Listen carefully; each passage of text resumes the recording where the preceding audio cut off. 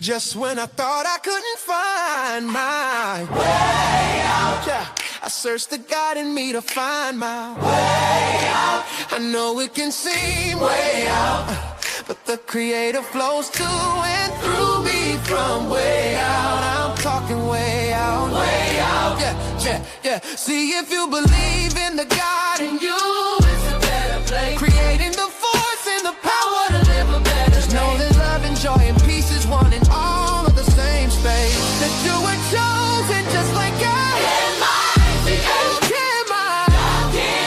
Your energy. That's right. I'll give myself. Only you can make the change. I'll give myself. Share your energy. I'll give myself.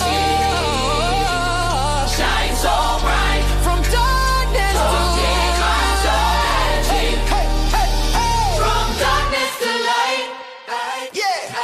And you'll find your way out. Yeah. Oh, it won't seem way out. Yeah. The power of God will flow through you from way out. Welcome. This is Alchemizing Energy, and I'm your host, DJ Genesis. I got a special guest here. Welcome to the show, Angel. So today we are going to be talking. Hey. Today we are going to be talking about jealousy in men. Are men jealous of women? And we're going to really get into it, because I believe that there are certain cases where men could be jealous of women. Let's get into it. So let's go.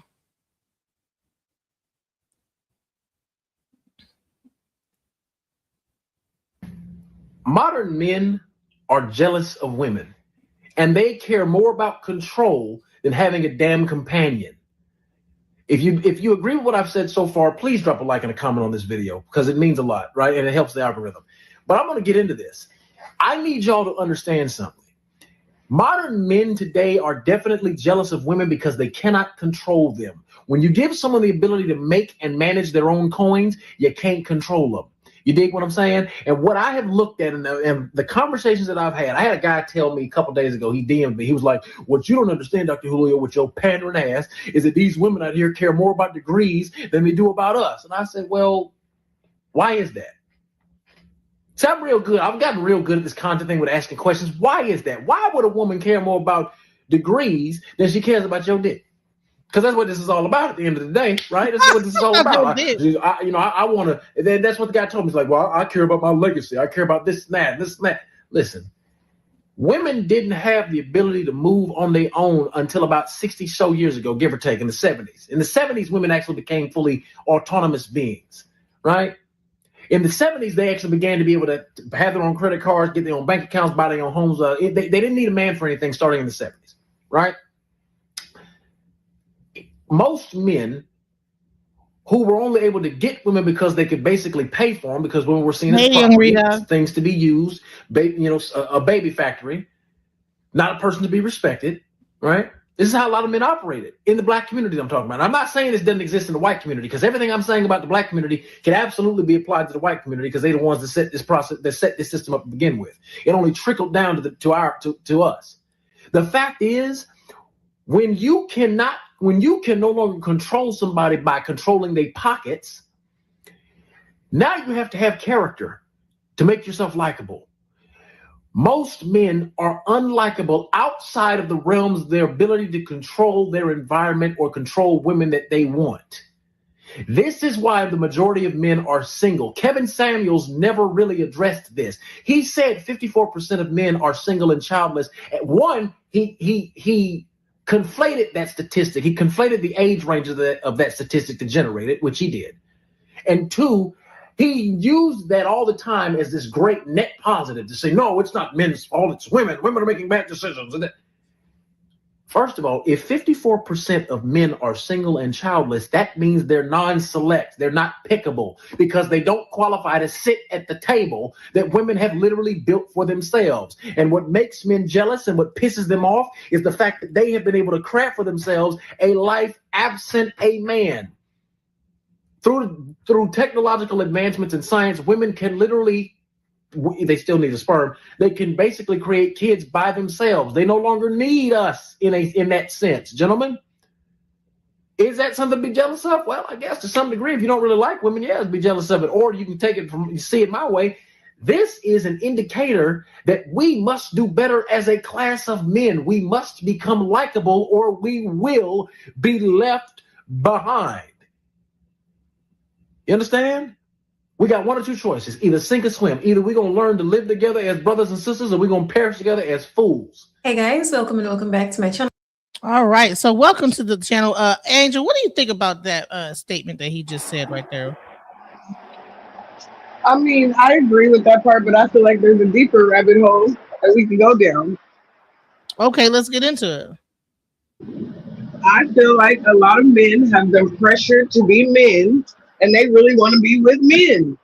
But their family, their status in the community, being judged, it doesn't allow them to truly be themselves. So they get with a woman that they really don't like, to live up to that status that they're supposed to live up to. And that's why they're angry and jealous. They're angry and jealous of women because they want to be the woman. If you ask me. I'm just saying. I met a few of them. You met a few of people that was like that. You know what I'm saying? You met a few of them. We met a few of them. Come on now. I think that, definitely, if they could live freely in this world, they'd probably be with a man. And they were only jealous because he says men want to be with men. Really, men do want to be with men. If you not all of them, don't say men like I'm saying all of them, but we talking about the ones that are angry and jealous. Why would a man be angry and jealous of a woman? Because he wants to be that woman. He wants to be that girl. Right. Exactly. And why would they be online complaining so much about women if there was not some level of jealousy of how because whenever they talk about women, they always talk about how y'all don't have to do this, y'all ain't had to do that, y'all women, y'all get to y'all expect us to take care of y'all and this, that, y'all females and this, that, the other. So that's not that's jealousy. That's straight up jealousy. If you're new, my name is Maxine, and if you're a returning viewer and subscriber, welcome back. In today's video, we're going to be talking about, are men actually jealous of women?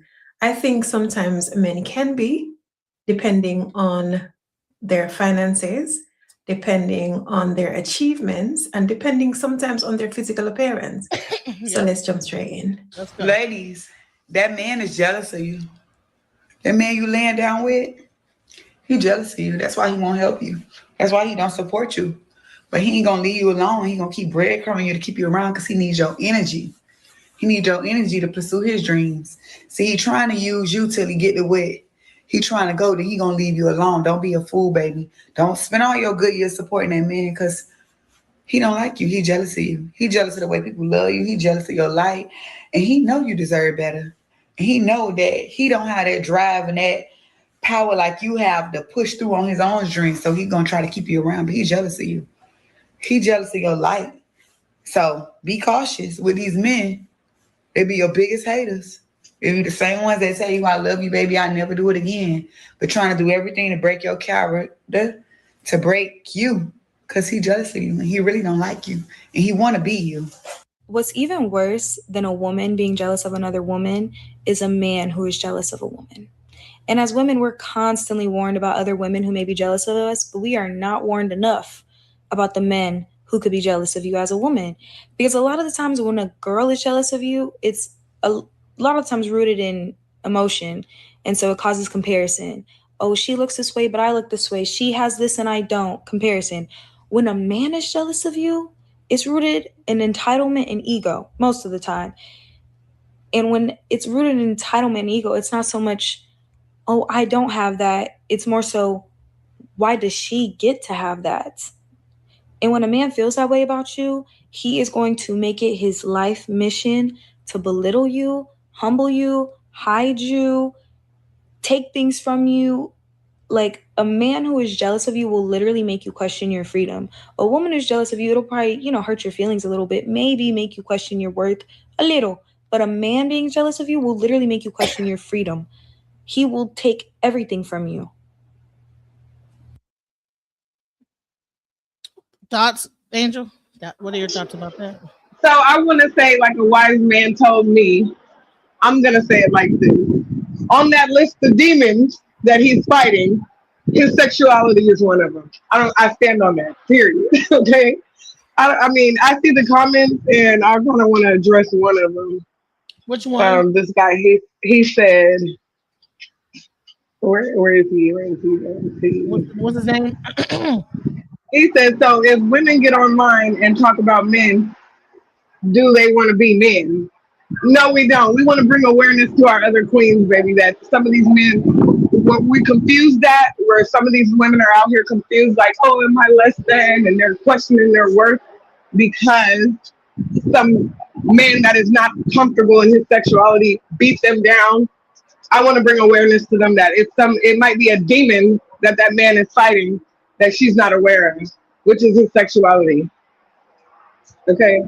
Yeah, because here's the thing. If you're comparing yourself to a woman and what a woman got, if you're on, especially these men online, they're always comparing men versus women. There should never be a comparison of a man and a woman. We're two different sexes. In two different lanes. Okay? So why do you have all these red pill conversation about, well, women get to do this and women get to do that, but men can't do this? Well, why are you comparing yourself to other women? Because you want to be what you want to have the same privileges and all these different things as a woman has. That's the only reason why a man would compare himself in that kind of a way. You know what I'm saying? For the gentleman, go ahead. For the gentleman that he said he said personally he just wants respect from women. Okay, you're the select few. We're not speaking of you. Maybe you're not fighting a sexuality demon. I'm not speaking for all men. I'm speaking for the ones that are jealous and hateful towards women when it makes no sense. Like she said, we're in two different lanes, two different species. We have two different body types. There's no comparison. There's no competition. It shouldn't be.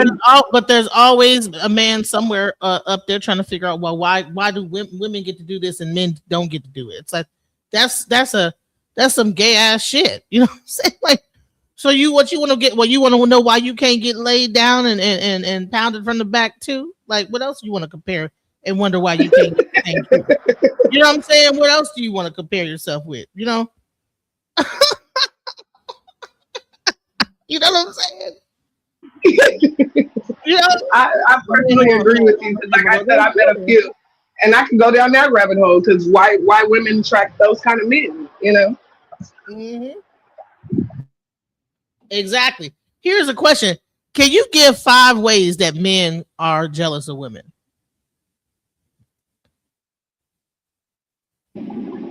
Sometimes it can be micro. You know, the woman might not even notice because she's thinking from a different perspective. She's in love with this man, or if she is in love with this man, she's looking at him like, okay, she has to step her game up, and there's really nothing you can do because he does not want you. He does not want what you are. He wants a man. He wants a man. So what other type of tactics that men use to show their jealousy? Attacking her physical image. That's one, I feel. Hold on 1 second.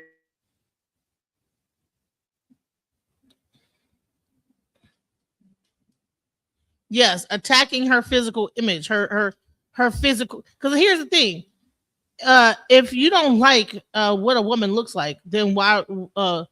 What I was always taught, if you ain't got nothing nice to say, don't say nothing at all. So why would you attack her physical image? It's because some part of you is either attracted to her and you find something that is inadequate within yourself that you can't probably please that woman, but you are attracted in some kind of a way. Like I get a lot of attacks because I'm overweight, right? But a lot of that is really because you feel some sense of attraction toward me, but you know that you would not ever be able to please me because of your lack of whatever you got going on. You understand what I'm saying? Exactly. My thing is, why would you be with a woman that you're not physically attracted to anyway, where you would need to attack her image?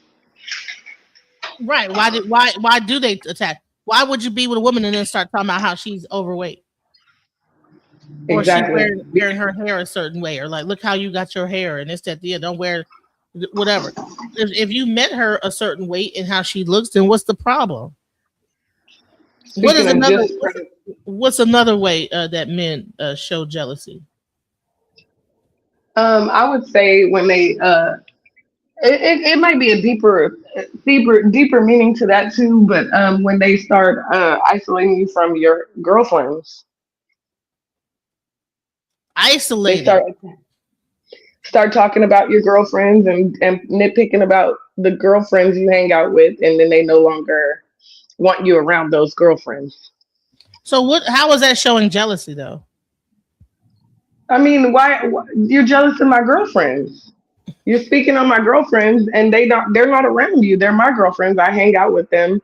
You have no relationship with them. Why are you speaking on my girlfriends? Right. I mean, you don't think that maybe That's he might not like that how they might be influencing you a certain way? well, okay. Let me elaborate more.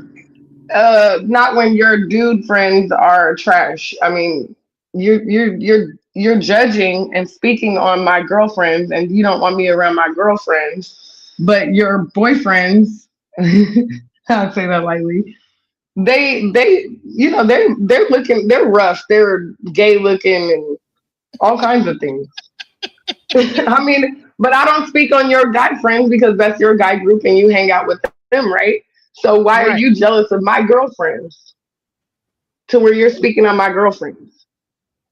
I mean, I just feel like that's rooted in jealousy because why are you even looking at my girlfriend? But sometimes the It girlfriend could be other things. sometimes the girlfriend do be in the background trying to be hollering at your man, and he might be trying to let you know, hey, that she ain't shit. You know what I'm saying? That could be a Well, thing. I think when I made that comment, I was speaking solely on a situation. Right, right, right. What's another way?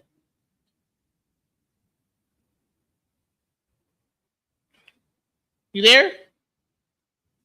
I think another one is attacking her financial, attacking her financial. Like I always hear, I always heard Kevin Samuels talk about, don't nobody care about your money, don't nobody care about your education, don't nobody care about. They always want to focus on the black woman and her education, right? But then they'll say stuff like, well, she's not the most educated, she's just got the most enrollment into college and stuff like that. Why do you need to attack that? Why do you have to diminish a woman going to college and stuff like that in order to like feel like you have to like dumb down that statistic, and also trying to be a user and all this other stuff. What do you think about that subject? Or Attacking do you finance? think or you think more so comparing the finances? Yep. Oh yeah, comparing finances, right? Not so much attacking, but more so when they compare the finances, like, oh, I make more money than you, or you make more money than me. That's a jealousy when they start speaking on how much money you make, and then they start doing little tactics of trying to sabotage your money to where you do make less than them. Man, Like they're like, give an example of sabotage. Let's talk I mean, about sabotage. well, for me, I had a guy sabotage my finances by. So I brought him in on. I had started a business, and I brought him in on it. And then we went to go do a job, and he just spazzed out and just created an issue of at the job. We went to these people's. Okay, I was doing housekeeping. We went to these people's house and to clean their house. They had just had a newborn baby, a husband and wife, and the grandmother. And when we get there, he just starts freaking out, talking about the man is looking at me, and when I bent over to go sweep the floor, I'm pushing my butt up, and it was nonsense. It was complete nonsense because I'm a professional. And he just started fighting with me there, arguing with me. And I just completely shut up and ignored him and started trying to get the job done. And I apologized to the man. And the man, on my way out, he just grabbed my wrist and he said, and he just took a deep breath and exhaled, like, I hate that you got to go through this. He didn't say anything, but he just took a deep breath and then he decided basically this ain't his fight, this ain't his monkey, his show. So he kept it pushing. Man, you know what you just did? I ended up having to fire him. Right, your own man, right? Your own dude, right? But listen, in that one thing of sabotage, you covered attacking the physical image. He attacking you physically, like the fact that you might be sexy and another man might look at you. And so therefore he wants you to dull down your image in front of this man, but you bending over doing your job. But because he's looking at you in a sexual manner, he is assuming that everybody is sexualizing you. And that's another thing. Men need to stop overly sexualizing women all the time. Like, it's like, come on, you know, isolation. He said I was doing it on purpose. Crazy. Doing what? Cleaning the house? Girl, I couldn't even wrap my brain about it. I'm not even gonna lie. I couldn't even wrap my brain around it at the time. And that's why I speak on the fact that they're fighting sexual demons, because a little bit later, this same gentleman was just so adamant about doing things that men do with each other. I'm trying, I don't know how X-rated I can get here. Wanting to overly dominate sexually. Right. Wanting to like do weird sexual things that we normally wouldn't even want to do. Like, you know. With a woman. Throwing up the Duke shoot. Listen, that's a, see, you know. Not the Duke shoot.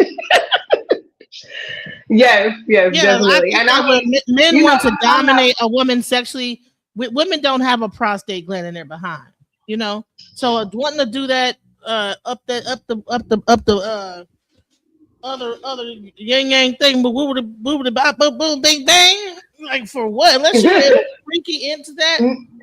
Well, with me, it was like I'm not really into that, so it was like that was the only way he wanted to do things. I felt that kind of weird. He only wants to do it that way. That's another thing. Many men that only wants to do it that way is I think that's so, because they ain't know what's the difference between a man's behind and a woman's behind. And also even Nature Boy. Remember Nature Boy? He was always pushing that whole anal thing. You know what I'm saying? Any man that's always trying to hit you from behind and hit you from the backside, looking at your behind all the time, that's a red flag to me. Any man that always want to turn you over and hit you from behind, there's something up with that. I'm like, hey, I'm not into that. I'm not into it. And he just kept shooting for it and kept trying. And then another thing I noticed, when they go in there and then just shave everything like a woman does, and I'm just kind of like, what's up with that? What you getting ready for? What you getting ready for? I'm just saying. Like I had some gay friends especially when I was in my 20s. So it's like a lot of the things that they do, some of these gentlemen were doing in a relationship with a woman, and I'm just kind of confused. I'm like, are you backdoor doing something else when, you know? And then some of their friends was questionable, you know. Man, they looked a little like on the Prince funky side. I hate to say Prince though. Next time, make sure everybody shows their face. Well, listen, I mean, I can show my face, you know, but I'm chilling. But what does my face have to do with anything that I'm saying? Yeah, it's a fucking lie. Why you fucking hide? Because I might be. I don't hide, boo. Nobody's hiding. You know what I'm saying? You know, I just might be doing my. I might be. You know, I mean, if we being transparent, I kind of just, I mean, we just I'm thinking suddenly came into the deal. Be having that online and doing that. I'm drinking my little beer. I'm having me a little. I'm chilling, you know. And I don't want my page to get hit because I'm, you know, doing my little drinking my beer while I'm talking my shit. You know what I'm saying? You want to attack my physical? Let me find out. Is that a man? You're jealous. You're jealous. Attacking the physical image. Okay, Angel is not no ugly. She's a beautiful woman. Okay, you don't have to worry. You know, Angel is a beautiful woman. I am fine as wine, and literally that has always. And now I'm not gonna say always, but that has been a major role in some of these men that have not dealt with their trauma in their lives. They are definitely always talking about my physical, but it, like I said, I'm not hiding, boo. Like I said, I'm not ugly, and I'm not hard on the eyes. I'm very beautiful. I am fine as wine, and that's just not my judgment. We can't even see you, sir. You know, who are you? I can thank you. You don't even have your little picture up there. I got my picture. Who are you? This is a picture of a something off of AI. So you talking about somebody hiding, but you can't even see your picture, and you're using a fake account. Yeah, they trolling. Whatever, you know what I'm saying? Anyways, back to the again, like he said, jealousy, attacking physical image. Let me see his name. This might be one of the guys I'm talking about. No, right. Sabotaging, trying to sabotage the show. You know what I'm saying? Make sure everybody show their face. Why are you coming to see a face? You should be coming for the information, that's sir. The problem, y'all. Listen, we talk about men being freaky, which is the next subject. I'm not trying to know because the next thing is about to be men. Not everybody knows me. I don't know you, so that ain't everybody. But okay. One thing I can tell you is that I guarantee you, if I put my image on here, you're gonna be talking about that too. But it's all good. Right. We are the new king of bridge. This is not the show of you judging how our appearance is. This is a show where we talk about these men and how they act up in this bitch. You know what I'm saying?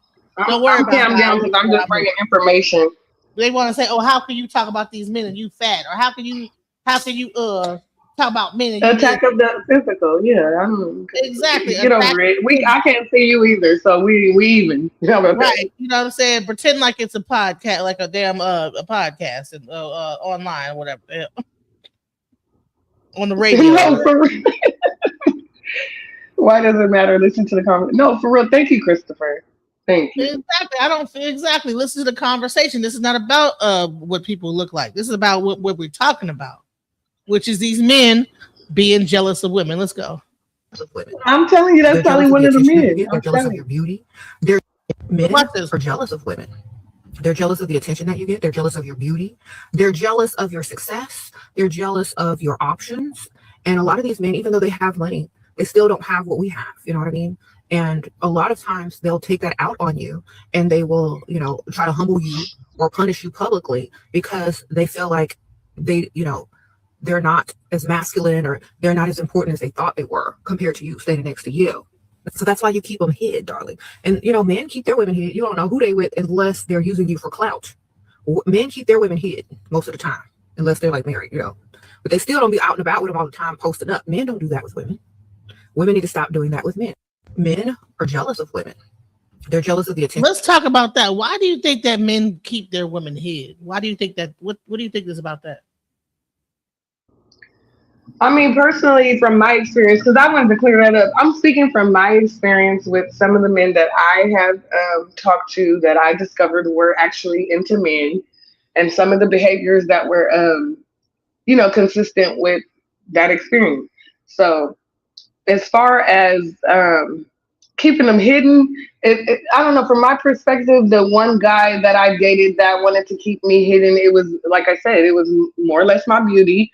And he could not handle, and this has been common with at least 2 or 3 of the guys that I've dated or even went on dates with, and it probably led to nothing because I can't deal with the jealousy. It's jealousy to me because you knew when you approached me that I was pretty, right, or beautiful, and you knew what you were getting into. Now you cannot handle the comments or other dudes finding me attractive or other dudes admiring me from a distance. And then you never know what conversations guys have also when the woman is not around and they're like, might be being disrespectful, like, oh, look at her cake, or whatever. So they want to then put you in a box and put you on the shelf and hide you because now other men are looking at you and they're insecure and they think that, one might swoop under them and get you because they know they're not living up to the expectations that they should be for a female like you. That's just my opinion. Man, I've experienced a weird thing where a guy, I'm in my weight loss process and actually told me not to take the stuff that I'm using to like lose weight. And that's a weird thing that where men will fetishize, like me being a bigger woman, they will fetishize that and they don't want to see you get smaller or like lose weight. It's like, what? Like, why do you want me to? I'm trying to improve myself. Like, and then I say, oh, I'm gonna go get my hair done. You don't need to do all that. I mean, have you ever had a dude tell you, right? I don't need to do something to improve myself, to make myself look better? Like these, if men could have, we be up in the house with a bonnet on and just laying in bed all day, and when they come home, barefoot. You know what I'm saying? That's all they want you to just be there long enough. Just as long as I can have sex with you, you ain't gotta do your hair. I just want you to lay in the bed and just open your legs all day long. That's me personally, they want to. Girl, me personally, this Scorpio that I was talking to recently, this is when I made a decision not to date for a while. You know, I'm chilling on that because it's too much for me, especially these new modern day men. And then some of the things that I know you're aware of, like with your cousin and different people in my life that have horror stories, and how the outcome of their story with them dating guys in this new generation. Yeah, I just kind of decided not to date for a while. But this Scorpio girl, when I tell you this man was hypersexual, like he wanted me to go to work, but he wanted to come. He tried to act like he wanted to work with me. Okay, so he tried to act like he wanted to work with me. That's the one I took on to the job, whatever, and I put him on the payroll, turned him on to some money. Because it was getting so big that I needed more people anyways. So he does this little tantrum shit at one of the jobs, and like I told him, it's almost seeming like you're trying to sabotage me, because why would you get on the work job site and start arguing with me about this man? And this man just had a baby with his wife, right? Mm-hmm. They're trying to enjoy that. They're trying to get the house clean and prepped for the baby to come home. And you talking about how I'm bending over or how I'm climbing up a ladder to get the event, like stuff that's irrelevant. You're playing with my money now, Well, right. This man, along other things, he would I don't know. I just thought it was weird, but I'm not going to say that other men don't, do it. I don't know, because I'm not just sleeping with everybody, but he would shave all his hair, like to where it was like a skin cat. And then he was persistent about the booty, and I ain't into that. Then trickled down, and it was just a lot of his ways seemed really like insecurity, like he wanted to hide me. He's complaining about this person looking at me and someone speaking to me, and it just kind of put me in the mindset of a insecure, jealous man. So then I started thinking deeper, because we tend to think it's another woman, and this man is only around men, though. Yeah, any man that's always around a bunch of men all the time, I'm worried about that. You know what I'm saying? So then he tells me, I don't need to do, I don't need to, let my hair down. He wants me to wear my hair up in a bun. And you already know me. When it starts getting to the point where you thinking you about to control me and you changing the way I look and you want me to do this is control, and I can't deal with it, and I'm a free bird. So I'll holler at you. And that's how that ended. But I felt personally that man wanted me, and that's just what was heavy on me. Every time I was around him, like he really, the conflict was not me. The conflict was he wanted to be me and be with a man. He wanted to suck up my energy and how I move. And then when they start repeating what you say, speaking how you speak, moving how you move, I don't know. It's like a mocking. Is that what is that? I mean, I just feel like it was jealousy. Trying to destiny swap almost with you. They trying to I was about to say, I kind of feel like it's a little deeper. It's more like a energy vampire trying to destiny swap. Taking on your personality traits, like little words you say, and they're starting to say the words, and he might have been. Then you want me to?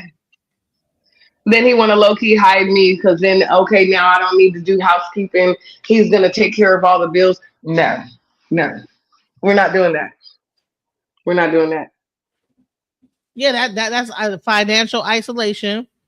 He's trying to isolate you and then get you under financial control. And then what he'll do is then throw that financial in your face when you begin to need him for finances. And then try to push you and squash you down even further, even more down to the ground. That's the type of shit that men do when they are jealous of a woman. And these men act like they have never heard of such a thing, and men do be jealous of women. Let's go. Here we go. A jealous man will ruin your life. If you're a man and you get jealous of your woman elevating her situation financially, physically, and emotionally, you're a bitch, and vice versa. You guys need to stop getting angry at your partner for choosing to elevate. Like, stop being so fucking soft. You're actually going to get angry at the person you love in this world because they want to become better financially, better physically, better spiritually. Are you that much of a fucking child? Just follow in their footsteps. Maybe shut the fuck up and listen to them, and you might learn something, and then the entire family, the entire household will feel better. How old were you when you realized that some men are secretly, deeply, deeply jealous of women? And here's the facts, you guys. I'm going to lay it out. I just read The Laws of Human Nature by Robert Greene, same author as 48 Laws of Power. He goes in deep about envy. Envy is a feeling that we don't even like to admit to ourselves. When we're envious of somebody else, a lot of times we will cover it up in our conscious mind, some like really lame reason why. Because admitting we're jealous of somebody else is also admitting we lack something. And most of us don't have the awareness to do that. So instead, we project those insecurities on other people. Do you see where I'm going with this? Do you see where I'm going with this? That is why these lame men will try to tear you down. They will take you on dates and they will gaslight you. And they will make you feel like you're literally losing your effing mind because it gives their insecure self some weird amount of satisfaction that they are tearing down someone they perceive as higher than them. Especially if a guy feels like you are so far out of his league, he could never be with you. That's when you're really in trouble because now he's about to drag you down to make himself feel better about never being able to obtain a girl like you. These are the men that come for you and you're like, what did I even do? Like, where is this energy coming from? This like strong reaction. And it's because you sparked something within them that made them realize you have something they will never have. And that's honestly like confidence and self-acceptance. So a test for this that it talks about in the book is you can tell somebody good news and watch their eyes in the first like microseconds. If they are excited for you, you'll see their eyes light up. But if they are jealous for you and your win, they view as their loss, you'll see like almost like a glaze come over their eyes of jealousy. And then the mask will come up. So like disregard whatever they say. They're going to tell you what they think they should say in that situation. Another way is if you catch them staring at you across the room. And when you lock eyes, they instantly smile. They're trying to cover the like jealousy they truly feel. And this can be in friends too. This isn't just with men. You have to ruthlessly cut these people out. Somebody who is jealous for you, somebody who is always preying on your downfall, there's no room for that in your life. If you found these tips helpful, be sure to schedule a one-on-one with me via the link in my Man, I have experienced that stuff before. Have you ever like seen a guy looking at you a weird way and you like happen to turn your head and they looking at you? It's like, and that's creepy when guys do that. I experienced that so much. I'm listening to her like, dang, so what do we do? Like, I mean, I can't change the way I look, boo. Like, what? This is consistent. It's not just with men, mainly with men, but it's with people in general. I'm like, what is that about? Man, you know what? That is crazy. Because right? I mean, we can't say everybody's gay, you know? Like, I mean, I don't even know. I think it could be a straight man, but for some reason there is like, even if it's a straight man, and maybe he's 100% straight, but maybe you're more successful than he is, right? Not you calling me a Karen, or you talking about the lady? I'm like, we got to clear that one up. Well, I don't agree with Karen. Her conversation seems different than the topic. He's talking about like with the lady. Oh, okay. But no, when she says that a guy can be looking at you, like you'll be like, oh, you know what? I just had this and that happen, and then you'll like, sometimes you could be real happy about something, and a guy will be completely silent, and you'll be like, damn, like, oh, okay. I mean, yeah, my like, oh my god, this and that happened. I done made some money. I done da. And the guy just be dead, don't say nothing. Oh yeah, my kid's father, he was truly a hater. He was truly a hater. It took me a long time, but yeah, that's definitely him. Anytime I brought any kind of surprise, anytime I was being successful in anything, I came to him and he was just sitting there like, oh, you know. And then don't fool around, and then they have something negative to say. Yeah, that's cool and everything, but what about this? You know, that's right. Oh yeah. Oh yeah, you know, I got this great idea about this, that I'm about to do this, da da da. Yeah, but you know, the downside of that is, nigga, I didn't ask you that. And then see, but you know me, I was a bullhead, so I would go and do it anyway. And then when it turned out to be successful, then he would come back to me and he'd be like, "Oh, okay, so I want to invest some money." And I'm like, "It's already going now. I don't need the investment now." You know, I come to you and I present this to you, and I'm like, "Hey, you want to get in on it?" And he's like, "Yeah, but no. I mean, because you know that don't even make sense." Okay, bet. I go do it. Then here he comes. Okay, well, what you need me to put in? I don't need you to put anything now. I've already got it going, you know? So but that's exactly how he used to respond. He'd be like, I don't think you could get up and do that every day. The same thing every day, really? And I'm right. like, What that man, why are you here? You don't believe in me? Not damn, nigga. He don't believe in, no, he didn't believe, he did believe in me, in my opinion. He just salted everything I did because he wanted to be able to take the credit. So, you know, he would then turn around and steal my ideas. Like all the ideas we discussed, I shared with him, and now he's doing them with his current girl, which is weird. And even weirder, tell me this is not, okay, you know my childhood nickname, and you nicknamed you guys' new child my nickname, my childhood nickname. What? Oh, hell no. Girl, I mean, I don't know if that's jealousy or fucking admiration. I mean, is that admiration or is that jealousy? I don't know. Are they both? No, and I don't think it's that the lack of male presence, because some of these dudes be having 2 family households growing up. I think it's he definitely he comes from a prominent family. I don't think that's it either. Yeah, like it ain't always that it's see that's another way to blame the woman. Oh, they were raised by a single mother, so that's why they're acting. No, it be men that be raised in single family, double family households, still be on some wild ish and having control issues, trying to control what the women do to keep them underneath their thumb. You know, keep them underneath their wing. What did our mutual friend used to say? I want to put you under my wing and take you up, but don't let you go higher than me. You hear me? Right, underneath the wing. You got to be underneath the wing. And as high as you can get is that damn wing. You know what I'm saying? Because that wing is extended. So you can't get no higher up than the wing. You underneath the wing, though. Yeah. I cannot be above the wings with my own wings flying right next to you. And we I'm going to spread my wings and your wing is holding me down. Well, how you going to spread your wings and you underneath his wing? You can't spread your wings and you underneath another nigga's wing. You know what I'm saying? You are too funny.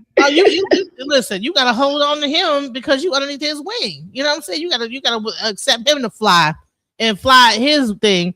You can't fly because you underneath his wing. You know what? And to be honest, like even that saying, like they always blame the single mother. If you ask me, a lot of men that are successful that were raised by single mothers, I mean, no one's speaking on that. Like, I feel like a lot of men actually end up successful being raised by a single mother, depending on if the father was toxic or what, you know, how that goes, or the mindset of the mother. I don't think that is just a single mother, because it could be single fathers. It could be, you know, I don't think that is what's tarnishing the men. Let's be real. Some of these children, I love the children, but they come out with their own personality. So they can be raised in a 2-parent household and still grow up to be a jackass. It doesn't have nothing to do with that. Right. And here he say, whatever happened to the good housewife that loved motherhood and keeping that thing tooted up in the air? Child, that never existed. What are you talking about? That's imaginary. At least in the black household. I know my grandma worked. You're talking about white people.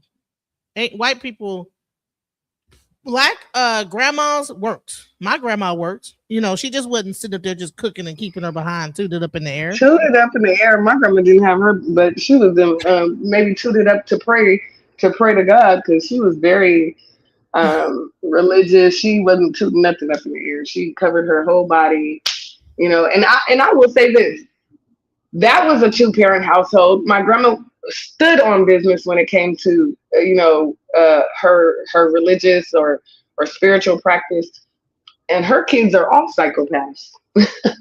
You know, that's a whole nother subject. But I just have to say, it doesn't. I don't think it matters about single women and single fathers and all that. They're going to have their personality and their journey on their own. Well, I hope you did learn something, because there is something going on that people don't even realize about this whole control issue, and it's seated in jealousy. And then the guy says the title doesn't match.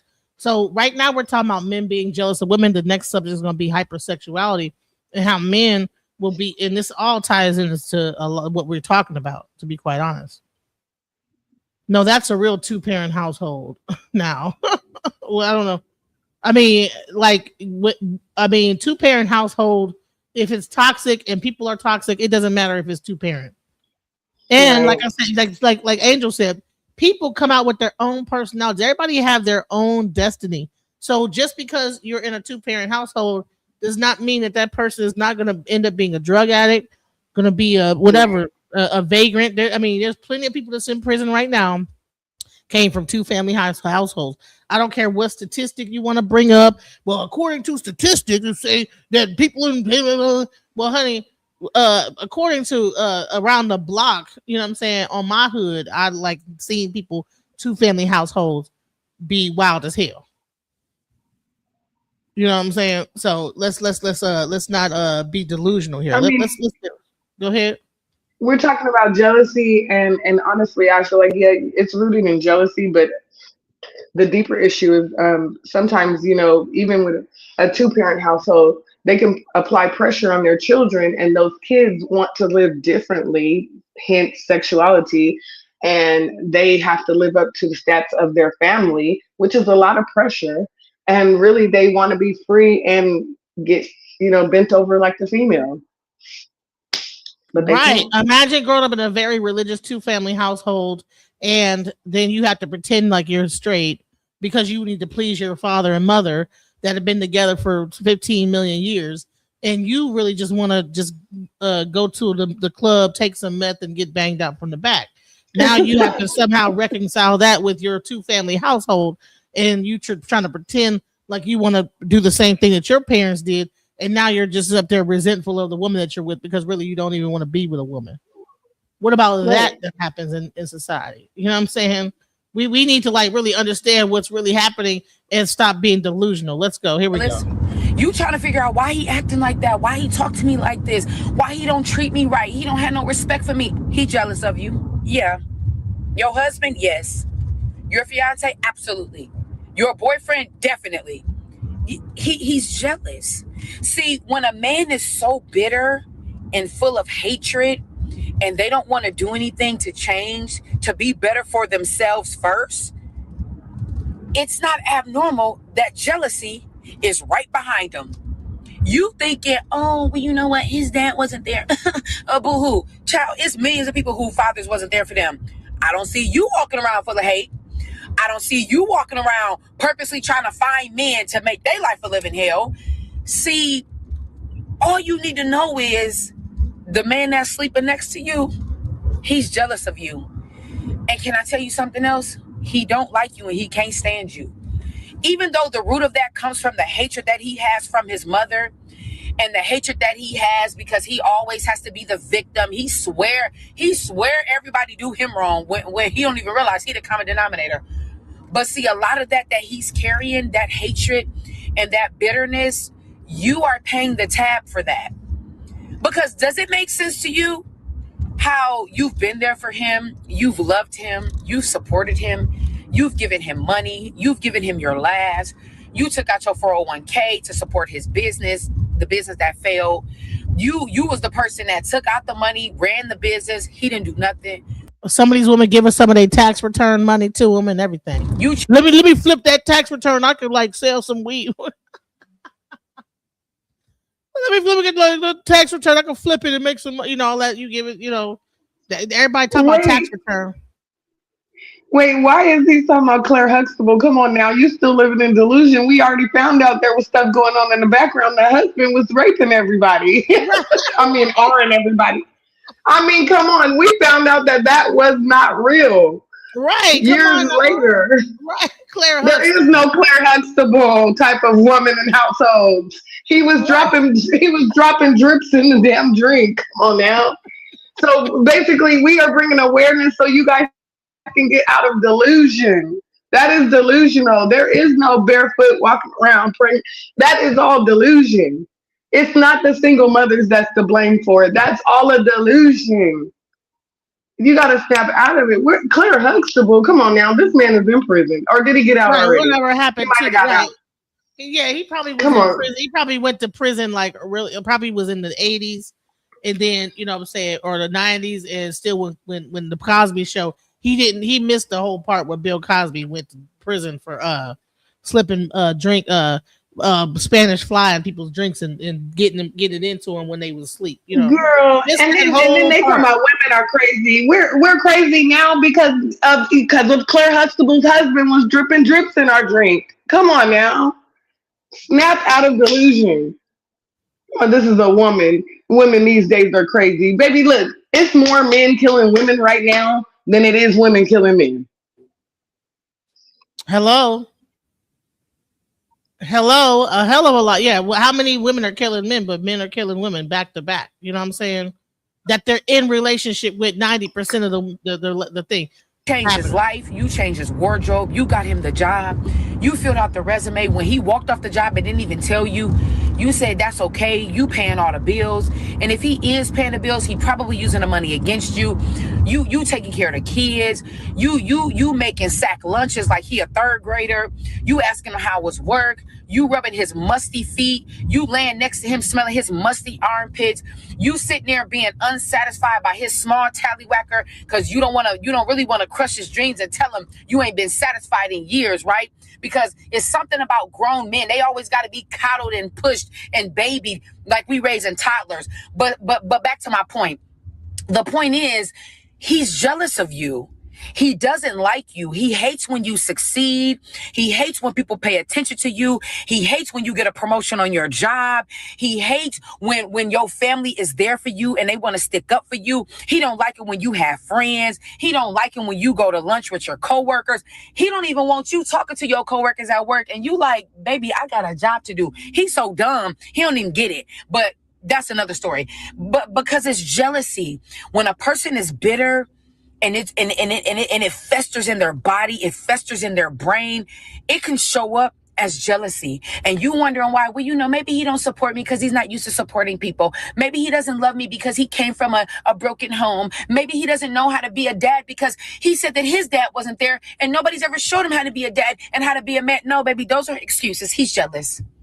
But see, over here, when we heal, I'm not telling you to stay, go, or go back to a relationship. I don't give that kind of advice because I don't know what everybody is going through. But one thing I will do is give you the wisdom. And over here, when we heal, I'm just here to tell you it's not because he came from a broken home. It's not because his mother was an addict. It's not because he never felt support. It's not because he was taken advantage of as a kid. It's not because nobody's ever showed him love. It's not because nobody's ever supported him. It's not because his dad wasn't there. It's not because his mother didn't listen. It's not because his sisters seemed like they were the favorite and he got left out. It's not because he can never get on his feet. It's not because he just doesn't understand why people don't understand him. It's not because he has an addiction. It's not because he has mental health. It's none of those. It's simply because he's jealous. That's all. Why would you ever have the false belief that that man can love you properly when he's jealous of you?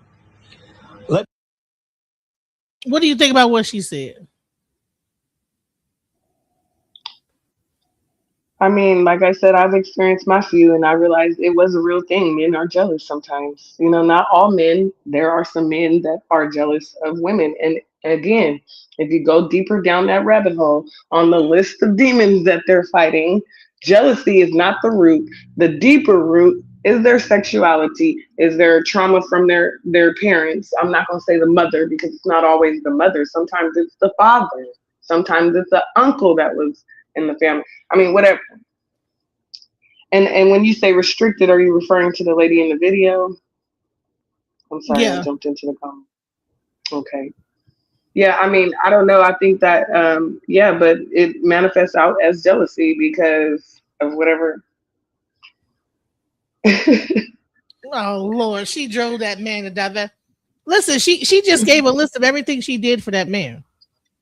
I don't think that literally, and you know what? I can relate. I'm sorry, I can relate. She did everything that she said that she did. The reason why she's able to say all those things because she did it in a relationship. She did all that. She's taking care of the kids. She's doing this, making lunches, and the guy still is not happy. He's not happy for her success. He's not happy for what she got going on. He's jealous. And he's not gonna be happy. Why are you doing this? Why are you getting your hair done? Why are you looking like this? You need to like stop. And he's not gonna be happy because he nitpicking everything because he want a man. Be real. Come on now. If we really made a safe space for these men to talk, they would literally say that they want a man. They want it to be that woman. That's why they nitpicking everything. They nitpicking everything about her because really, if you think about jealousy, usually jealousy is really the admiration. I mean, I'm only jealous of those things because I don't have those things. But as a man, why would you want those things?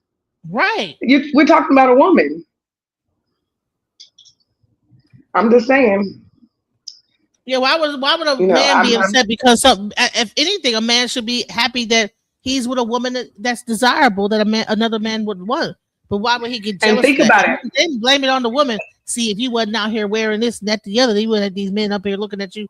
What the hell? That's the unhealed man. So think about, have you ever been on a date with a healed man? It's a whole different vibe. He's not even jealous. All those things that man was jealous of, he admires about you. He wants to enhance those things. He wants to sit you up and let you get your shine because he is grateful that he has a woman like you in his presence. And he's trying to build wherever you're at. He's trying to enhance that. He's not looking at you nitpicking like, well, why are you bending over? Well, why you gotta wear that? Oh, why your hair like that? You know, it's because he wants to be you. He says, and women wonder why men are staying single. I'm not wondering because baby, I'm telling you, it's way more women that are staying single than men are. That's why the birth rates are going down, sir. So shut it up. And if you ever spent a day with me, you would know dang well I'm not worried. I'm not even thinking about it because anyone that approaches me, I'm like, get 10 feet back because I can feel the energy before you even get up on me. I don't want it. Bye. It's rare out here to get a healed man because nobody's willing to do the work. Stop it. These men don't be doing the work. Man, women be. They don't want to do the work. Man, we be reading. You know what they do instead of doing the work? They just go ahead and replace you for another female and then think that you're going to be jealous of that female. No, I'm not jealous of her because she thinks she got my place, but she took my problems, baby. If anything, I'm gonna shoot some prayers up for you, sweetheart. I'm going to shoot some prayers up for you because I already know the demon you're dealing with. I'm familiar. I conquered you. Women acting like men don't have feminine energy whatsoever. First of all, that's another thing. Listen. Men think that a woman energy is supposed to be this soft, docile thing. In the wild, okay, women are not the most docile creature. The worst thing that you could do is get close to a bird's nest. The worst thing you could do is get around a female animal, anything, because they are the most vicious. I believe that the male is more docile than the woman is. So I believe that when all these things that y'all are considered to be masculine energy is really the feminine energy. The feminine energy is, listen, women should not be docile. We should not take anything from a man. We should not submit to any man. Why? If you submit to every man that comes up to you, we would be getting trains ran on us. They are. Some of them are. Right. There is some of them that are. But I'm like, wait. That protects herself is not going to be nice to men. They're not going to be kind to men. That you got to earn that. You need to Thank you. And you guys forget about Xena Warrior Princess. Name all the warrior women. You talking about feminine energy. They mastered feminine energy, but everybody don't get access to that, sweetheart. You, like she said, that has to be earned. But I also want to jump into this comment right here. Which one? Let me get in here. You said find a real man. I just said that. If you find a healed man, yes, whatsoever. Yes, do you think any man want to be with a man always arguing? Hell no. Any man want to be with another man always arguing? Hell no. But But I'm gonna tell you what, a lot of like these men, a lot of these dudes have coming out of prison, in jail and stuff. So and they'll talk about how a woman talk too much, but hell, I ain't heard no more. When I hear about how the men, all they do is talk in jail, in prison and stuff. And have y'all be having records and stuff like that, done went to prison and jail. And hell, you gonna talk about how the women talk too much? Well, was they talking too much when you was in jail and prison? All those niggas up in there and constantly talking day and night. So wait, Brian Price, he said, and y'all don't think men go through the same problems as women? Again, I'm gonna reiterate what I said. They do. And that's wonderful. But guess what? We can't do the work for you. So go get healed and then go look for a girlfriend or a wife. And until then, sit your ass on the curb, because if not, you're going to be bringing all that jealousy, unhealed trauma, sexuality fucking challenges, because you don't know where you want to be. Figure all that out before you go out dating, because then we go on a date with you and we have to go through this little maze and find out that that's what you are, and then we go on about our business. You messing it up for the healed men out here. Go over there and sit on the curb and heal, and then jump in the game. And I say this is that, like, listen, any real man is not going to want a woman that is too docile, because first of all, when that guy is away from the home, you want to make sure that that woman is able to take care of your children and not be ran over top of. You don't want a woman that anyone could just come in and just dominate. You want a woman that's going to have some level of fortitude to say, no, I'm not going for that, whether your husband is gone or not. But when you have, what men are requesting is a woman that's just this docile creature that just lays down and takes it, and just this sweet, submissive grandma person. And listen, my grandma might have been sweet and whatever, but you know what? But she could get crunk with it if it came down to it. So men need to stop being delusional about this fake woman that's docile, this docile creature. Feminine energy is not docile. I want to say this though.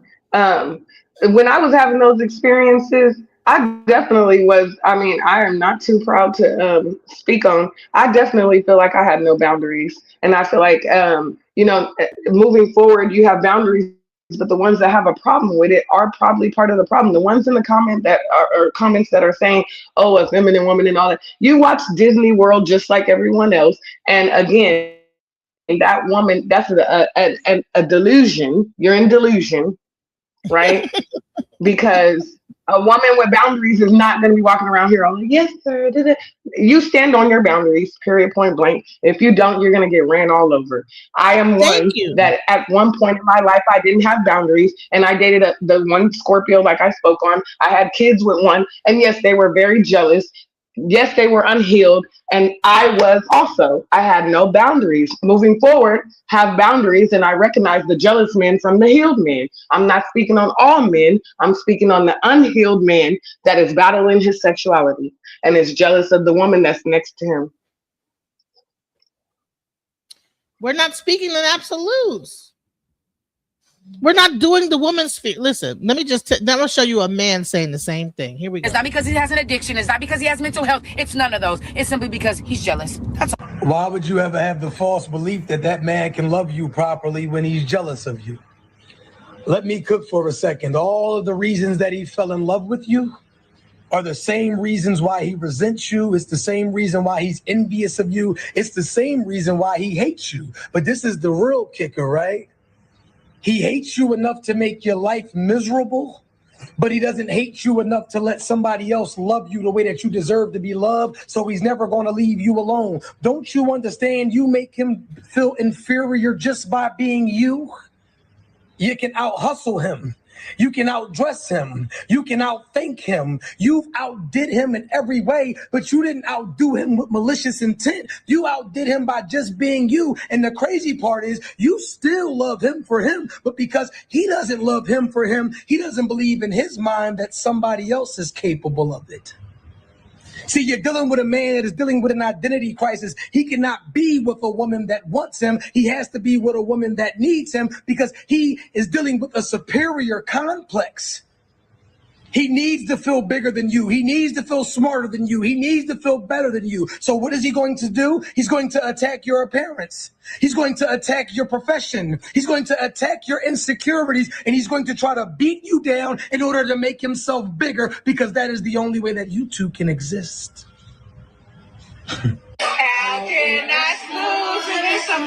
Look at this man's face.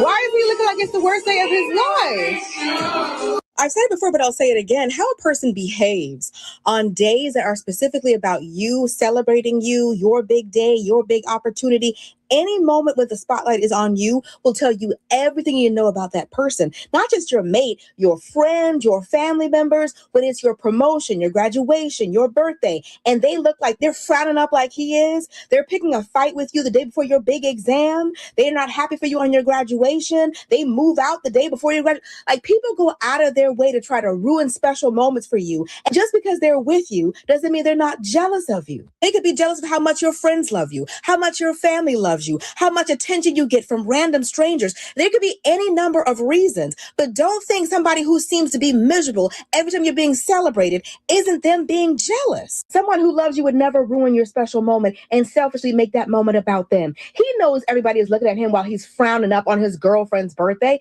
He doesn't care because he can't stand that the moment is about her. I know it's not an easy thing to accept, but sometimes it could be your mother, your best friend, your husband, your boyfriend, and they could be your biggest hater. I think the girls are misunderstanding the point of why guys get jealous. It has nothing to do with an insecurity that the guy has. Some of them do, though. Don't get me wrong. Some of them do. But for the most part, your man is so obsessed with you. He cares so much about you that he does not want you to dress like that. It's just simple as that. Like, when you wear some showy shit, like revealing clothes, he tells you not to for a reason. Like myself, when I do it, it's for a reason. We have our own reason. Like, we know how guys are. We know exactly what they do. You know how, like, girls say, oh, I know how girls are? It's the same thing for us as guys. We know how guys are. They're dirty. Like, they don't stop. Like, they're just guys, bro. Like, so we have a point. Let me tell you, if your man is nonchalant, he does not care. I promise you, like, he just doesn't care that much. Like, I think when men are so obsessed and love their girl so much, like, because she's so attractive, they pay attention to every little detail that she does, especially when it comes to revealing clothes. Like, that's just my opinion. It has nothing to do with controlling or all this bullshit. I'm protecting my girl from savages out there, bro. Now, DJ. I almost agreed with this last guy. No, because, bro, you know, I almost agreed with the last guy, but then you really think about it, you know how I dress, right? Am I revealing? You think I'm revealing? Well, you do be having your booty out and stuff like that, but, you know, you got the booty. What do you mean booty? Wait, when you say booty out, what do you mean booty out? Well, you got your body be out, your booty and body.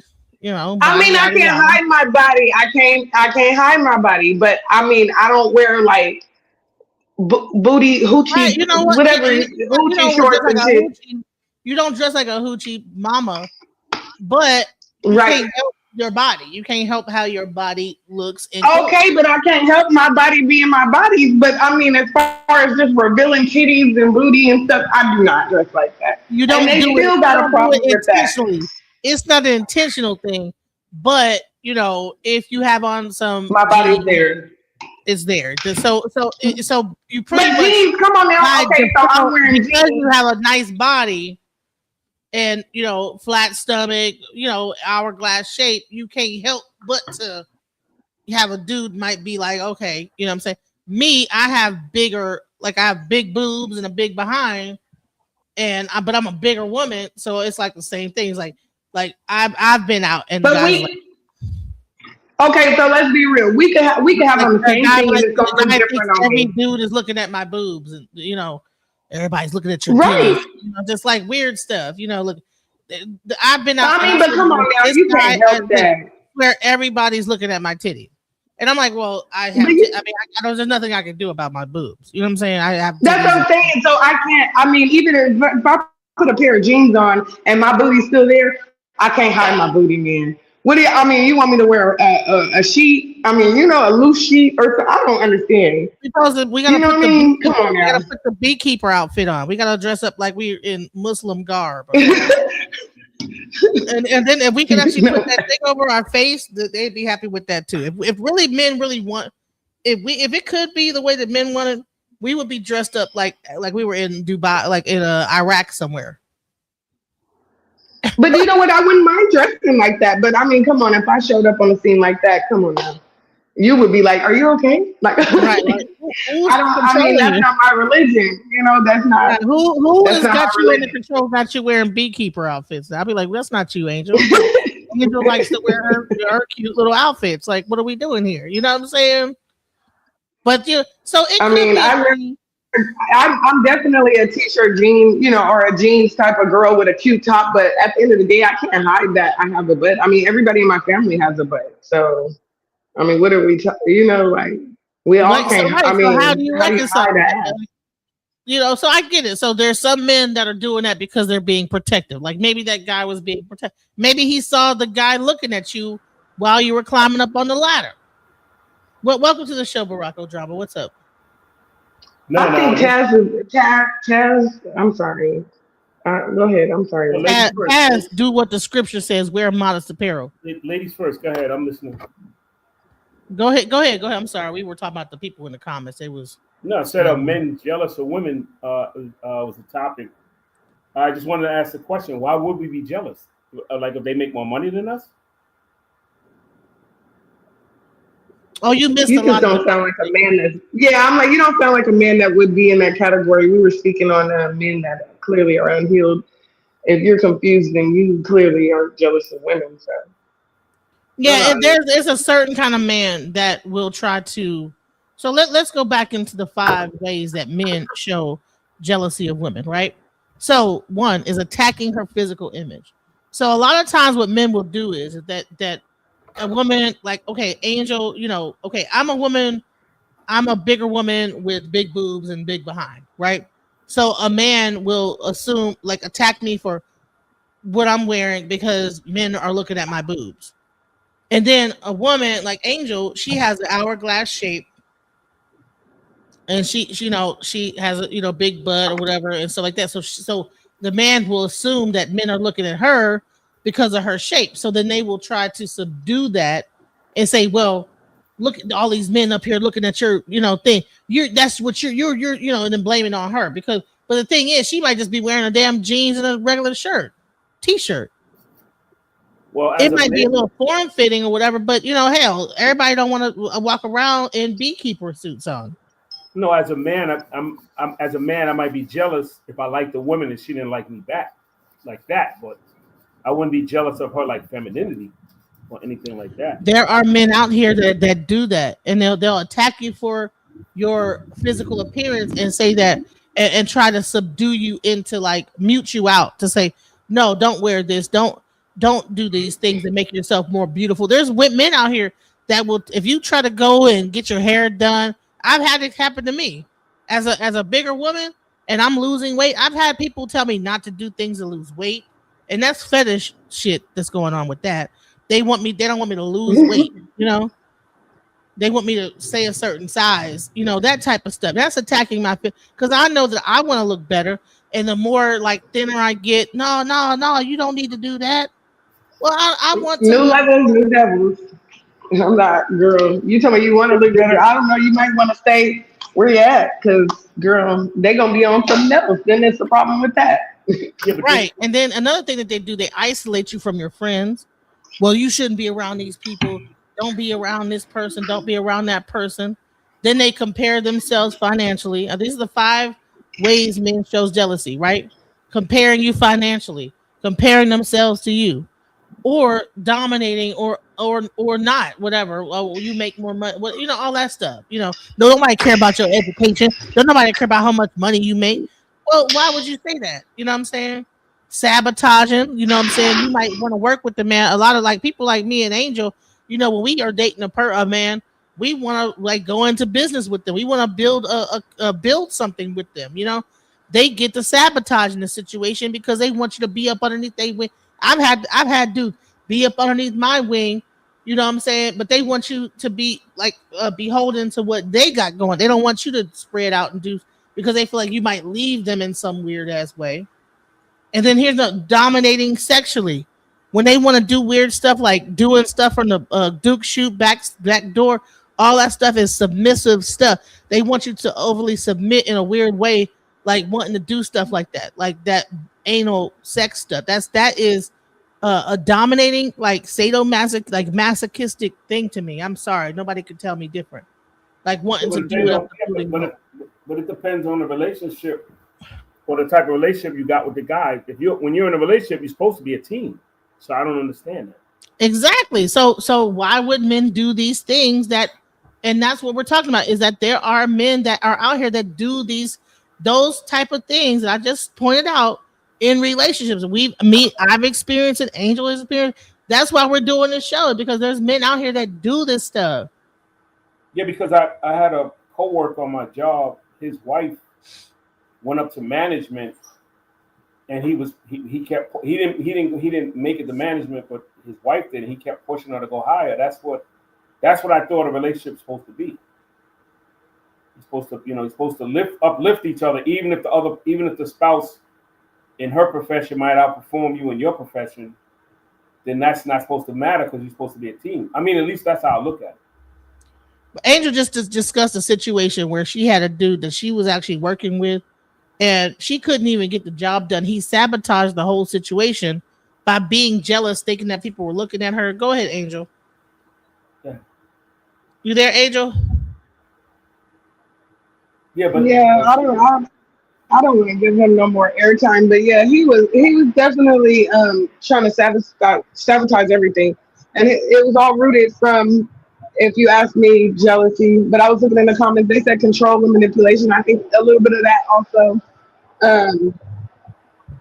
I don't know. It was just like every time we go to do a job, if there was a male there. Now, if it was a woman, everything went smooth. And he did all kinds. He conversated with the woman and did all kinds of flirting. And you know what? It was crazy because we just different breed of people. I didn't care nothing about it. But then when we would go to a male client and he would do all that, acting a fool, throwing a tantrum, slamming their doors, just acting like a child, if you ask me. He's saying that, oh, the way you was sweeping the floor, you was trying to seduce him. What? It was weird to me. So then when we talked, I'm like, okay, so should I get upset and should I be mad that you're over here flirting with this damn old ass woman that we're meeting with? He's like, oh no, I'm networking and trying to. Okay, I don't care though. That's the thing. I'm not, I'm not insecure at all. So at the end of the day, I'm not looking at you like, oh, why are you talking to her like that? Well, why'd you lick your bottom lip? It's just, I don't know. We just came from two different cloths, and I just felt like he was jealous of me. He had to be. I mean, yeah, and then maybe insecure. Like I said, rooted from insecurity because he just seemed like he was so hyper focused on everyone else that I feel like he sabotaged the whole relationship. I mean, like I thought he was cool up until we would get around people. Like when we were not around people, he was cool. But when we went to Walmart one time. I'm looking for vitamins and stuff for my children, and I leaned down to get the vitamins off the shelf, and he just like standing like a security guard behind me, and I'm like, what are you doing? He's like, oh, you bending down like that on purpose. Like, what? Come on now. Like she said, at the end of the day, there's some things that I can't hide that. I'm doing my I'm commuting along my day, minding my business in my own lane. I don't know how to hide what I look like for you because it doesn't really matter what I put on, and that's a promise. No matter what, I could have a nightgown on, some sweatpants on. I can't hide what my mother blessed me with, okay? At the end of the day, it's not even about physical. My aura speaks for itself. So if someone admires that, and you're more hyper focused on what they're looking at than I am, because I didn't even notice them. Here's the thing, it's not that we're saying that we're hold on, let me just address Taz Ward. We're not saying that we're fine, okay? What's happening is the men in our lives are doing things I don't even think about fine. Control our bodies and saying that people are looking at us. And this is not me. I'm like just walking around like whatever. But the men is like this. They're looking at you and why you got that shirt on? All that crazy stuff. I'm just. Like we got into a whole fight. We got into a whole fight because he. Go ahead. I'm sorry, you're going in and out. I might be over talking. No, go ahead. No, I mean, we got into a whole fight because he said that some guy looked at me while we were in the store and he like kind of like hemmed me up like, do you know him? Why is he looking? And I'm like, I was really like having anxiety because I'm like, what are you talking about? What? Like I was confused about the situation because I didn't even notice the people he was yelling at me about at all. Like I didn't even see them. That type of stuff happens, yes. And I'm not even that. I'm not like my body shape is not all that whatever. But in my thing, it's they're looking at your boobs, they're looking at your this, they're looking at your that. You know what I'm saying? So it's like it gets so I might I'm ugly, right? I'm ugly. Nobody wants me, but then I get a dude that'll tell me when I'm walking around with him that people looking at me, looking at my boobs and everything. You got your boobs and you know whatever. So it might not be that everybody's looking at me, but for some reason he want to make me think that everybody looking at me. Maybe nobody's looking at me, but there are men out here that will do that. They will make you think that everybody's looking at you and trying to control how you are showing up in the world. So okay, I'm ugly, I'm fat, I ain't shit, right? But this guy is trying to make me think that everybody's staring at my titties and stuff like that. What is that? Is that not jealousy? What is that? Because these people in the audience are, again, the first thing is attacking people's physical image. Well, who said you was fine? Well, no, okay. I mean, literally, the only reason the image came up is because I was telling a story about this man bringing attention to my image. That's why I'm calmed down. And you sitting here telling me to cam up and all that. There's no need for you to see me. I don't really care if you guys think I'm fine or not. The only reason we were speaking on that is because of the story that I was telling. And as far as, I don't know, somebody in the comments talking about because I like females too. That's why I'm not insecure. I'm not insecure because, first of all, you guys focused on the image, which is what we were speaking on. The man was focusing on the image. It's so much more to me than the image, sir. Yeah, but what you got to understand that most women that think they're attractive, they like to show it off. So they would tam up. Again, he was the one speaking on that. Again, he was the one speaking on that. That don't even cross my mind. I'm a businesswoman. If you want to be real, I don't think I'm attractive. I'm not attractive, right? So now that I don't think I'm attractive, she don't think she's attractive. Why would a man sit there and try to make the woman be like and do these type of things? Here we go. Let's go. Your fiance, absolutely. Your boyfriend, definitely. He's jealous. See, when a man is so bitter and full of hatred and they don't want to do anything to change, to be better for themselves first, it's not abnormal that jealousy is right behind them. You thinking, oh, well, you know what? His dad wasn't there. Boo-hoo. Child, it's millions of people whose fathers wasn't there for them. I don't see you walking around full of hate. I don't see you walking around purposely trying to find men to make their life a living hell. See, all you need to know is the man that's sleeping next to you, he's jealous of you. And can I tell you something else? He don't like you and he can't stand you. Even though the root of that comes from the hatred that he has from his mother and the hatred that he has because he always has to be the victim. He swear everybody do him wrong when he don't even realize he the common denominator. But see, a lot of that he's carrying, that hatred and that bitterness, you are paying the tab for that. Because does it make sense to you how you've been there for him, you've loved him, you've supported him, you've given him money, you've given him your last, you took out your 401k to support his business, the business that failed. You was the person that took out the money, ran the business. He didn't do nothing.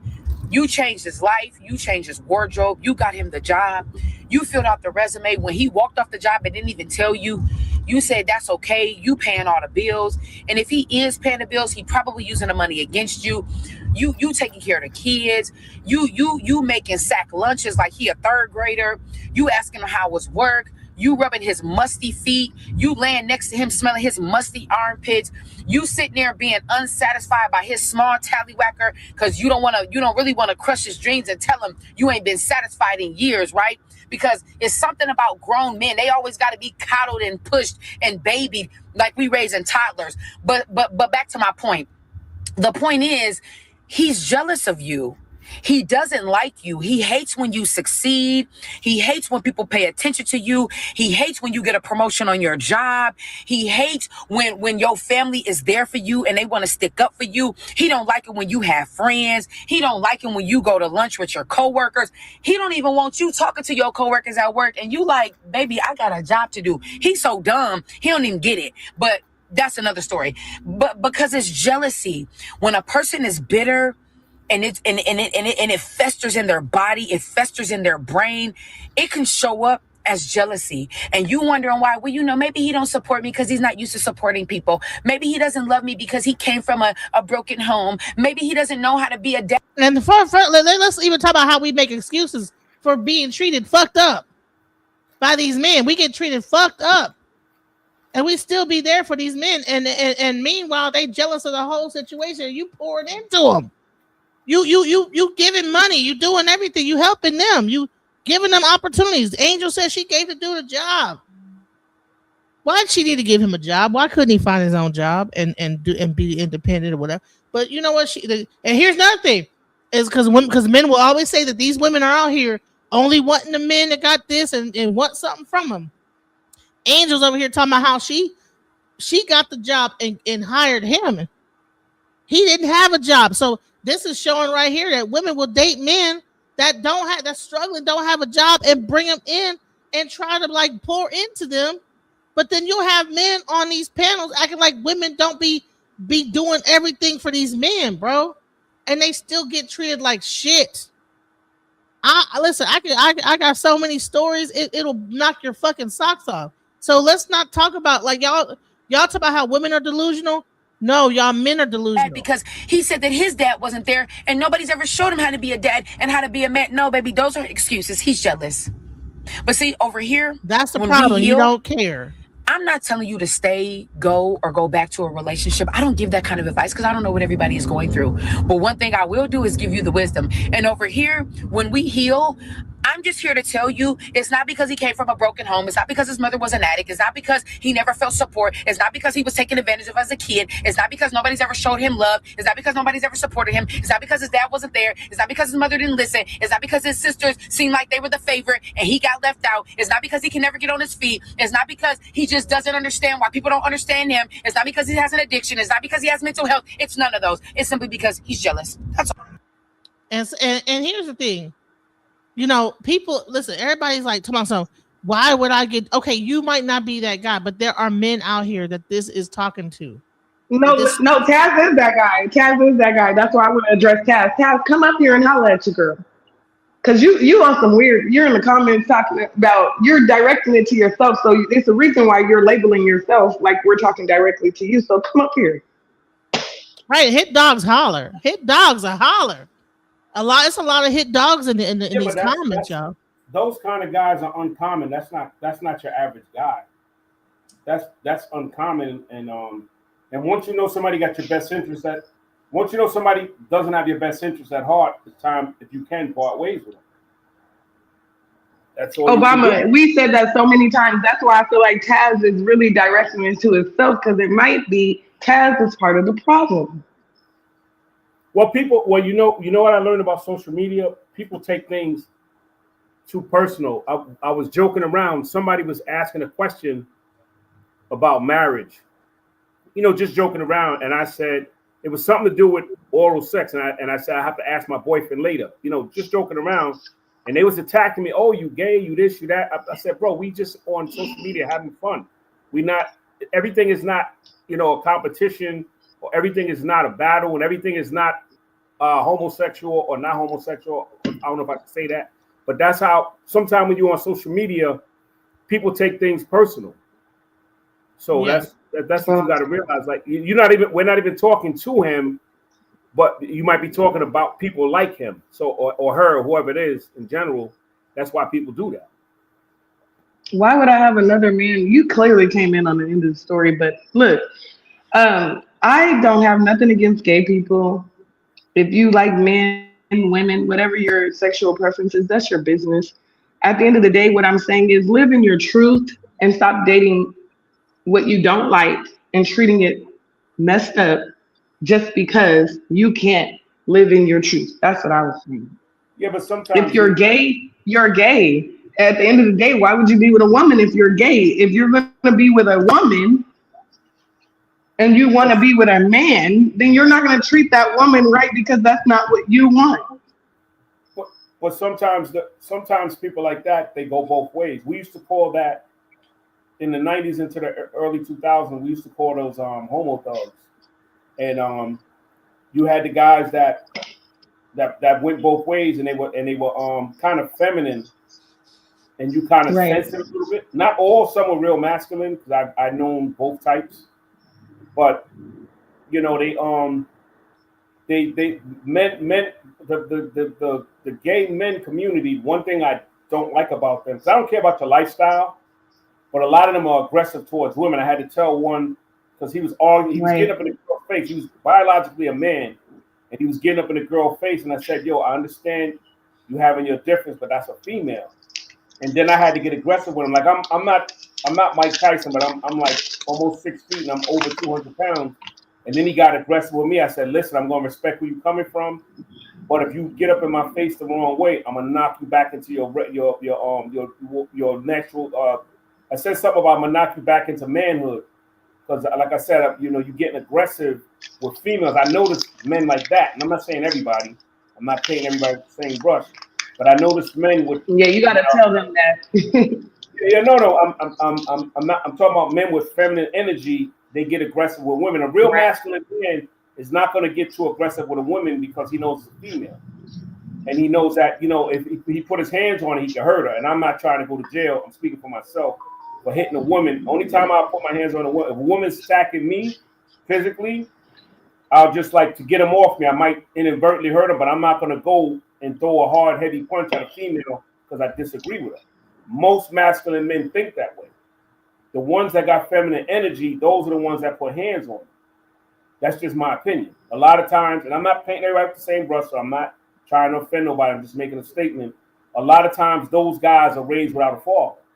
Because my mother and my father taught me, you don't put your hand. And my mother would, if I'm in my house beating my wife, my mother would side up with her to get me off her. So, I think we need more households like that, and then you won't have men attacking women as much. That's just my opinion. Here's a question. You know what? I always hear this, right? You don't even argue with women. Men should not argue with women. Why do you think that men should not argue with women? Because whoever that guy is, why it's millennial, he knows that he can't win that battle.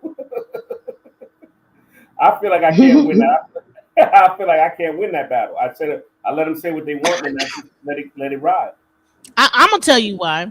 It's because a man arguing with a man can go there with it, and not be abusive. But when a man argues with a woman, there is a line that could be crossed that could go into being abusive and being bullying. Man being stronger than woman, man being that domineering, more dominant, like stature wise. So that is why men should not be really sitting up here arguing too hard with women. But I do want to say this is that with Taz, okay, so he's saying that why would her man be in the thing with? She was cleaning the house. She had a business. Girl, I didn't even feel like answering it. You don't even. I mean, if you want to, I didn't, because I'm like, clearly he's coming in on. Oh, she must have got a phone call. But so you came in on the end. So what happened is that she had boyfriend that she had a cleaning business and she hired her boyfriend. And the boy, I guess, they both probably was like in the struggle. And see, some people will say, why would you date a man that you would have to like help him get a job? And well, some of us is we believe in coming together with our man and working together and being in the struggle, whatever. So she go ahead, Angel. I'll let you go ahead and tell the rest of that. No, I don't want to. He's annoying. That's why I told him to pull up. I told him to pull up so he could get clarity. He don't want to pull up, so then I'm not even going to acknowledge that anymore. Right. So you in the comments. Conversation. You weren't here for the whole conversation, so you really speaking on part of a conversation. So we know, right, just by that comment, I know you don't know what you're arguing about. You're just arguing. So I'm not going to argue. For the hell of it. Sometimes it's not an argument. Sometimes I call it a discussion. Meaning I let you say. No, he's trolling because he said, why is another man in the room? We just clearly spoke on the fact that I had a cleaning business, a house, residential and commercial cleaning business, and I gave the man a job. The man took the job and he started sabotaging me because when we would meet up with clients, he would start spazzing out about different things. But when we were with women clients, he would be the one to address the women. And I didn't have any issue with that. But I owned the company though. I was just trying to build with this man. And then he made it so that she ended up losing the contract of working with that one client because he was so busy. I lost several contracts because he would spaz out all the time. He had mental issues or something. Like at the end of the day, I know I was not the problem because again, I can't hide what I look like, but I am very professional because I clearly built my business up. I had several clients. I brought him into my business and I started losing contracts. So that's a red flag so there. Imagine like you bring so that is that not jealousy? If you say, okay, I'm experiencing this right now. And I had to just pretty much block a dude. Like just say, you know what, forget it. Like you try to bring you see that this person probably ain't working, but you're dating him, you like him, you love him. Maybe he lost his job, whatever. You say, okay, well, I got a business. You can come and clean with me, right? Or do whatever I'm doing. And you bring them in, right? And then they begin to do little shit to fuck up the opportunity for you. But you know what it is, though? That's jealousy to me. Some men got pride. Like he might, in his mind, feel that he's below you because you hired him. That's an issue that that's a problem a lot of men might have with that. This lady is, because this one lady, I don't know if it was Kelly Price, it was somebody that said something that was real, that made a lot of sense to me. I think it was Kelly Price, but don't quote me on it. She said, we got a business, I own the business, I tell them what to do when we're at work. But when we get home, we reverse roles. I don't know if I have the mindset to do that, but that's what I think it was Kelly Price, but don't quote me on it. It was an entertainer that owned, like she was the breadwinner basically. But in the household, the man led. So that's what that was. Well, think about Monique, right? Monique has so Monique is well known, but she'll always say, but why is it that she always have to call my husband, my this, my that, whatever, to coddle his like ego, even though she's really the person that everybody looks at because she's Monique, but she gotta constantly. Yes, that's me. Yes, baby daddy. Yes, king, please. Yeah. To constantly, like whatever his ego, and make him feel like the man, even though she's really the person that's paying his bills. But you're my manager, and it's like on some like pimp shit. You know what I'm saying? Like, yeah, no, DJ, because I am all about that. Like, I mean, yeah, my husband, my man, but. When your man is sabotaging you and things start going downhill when you're letting him lead, he's not a leader. Period, point blank. So then we have to reiterate from my man to you need to go sit down on the curb because you messing stuff up. No, you're right. But that's what I learned. Like I like to listen to people talk because that's what I learned. Because the lady was the breadwinner and controlled most of the businesses, and she had her husband as a partner, but technically. She was the owner and he was like the CEO, but right under her. But she said that sometimes a conflict because like she's telling him basically what to do at work because she was like his superior at work. But then when they got home with the family, she was programmed to reverse roles. I gave a lot of respect and props on that, and he accepted his role or whatever it was and stuff like that. But you know, some women, like I noticed this with some women, particularly in the Black community, sometimes they do have a lot of masculine energy. I'm not saying everybody. So what is oh, here we go. I keep hearing this masculine. Yeah. What is masculine energy? What is masculine? Like they want to, like, for example, I'm gonna use the Kelly Price situation. Like you own the company, and you tell me what to do at work, but then you bring that home. Like sometimes some people, whatever they do for a living, they don't know how to turn it off. Like for example, like let's say you're a correction officer.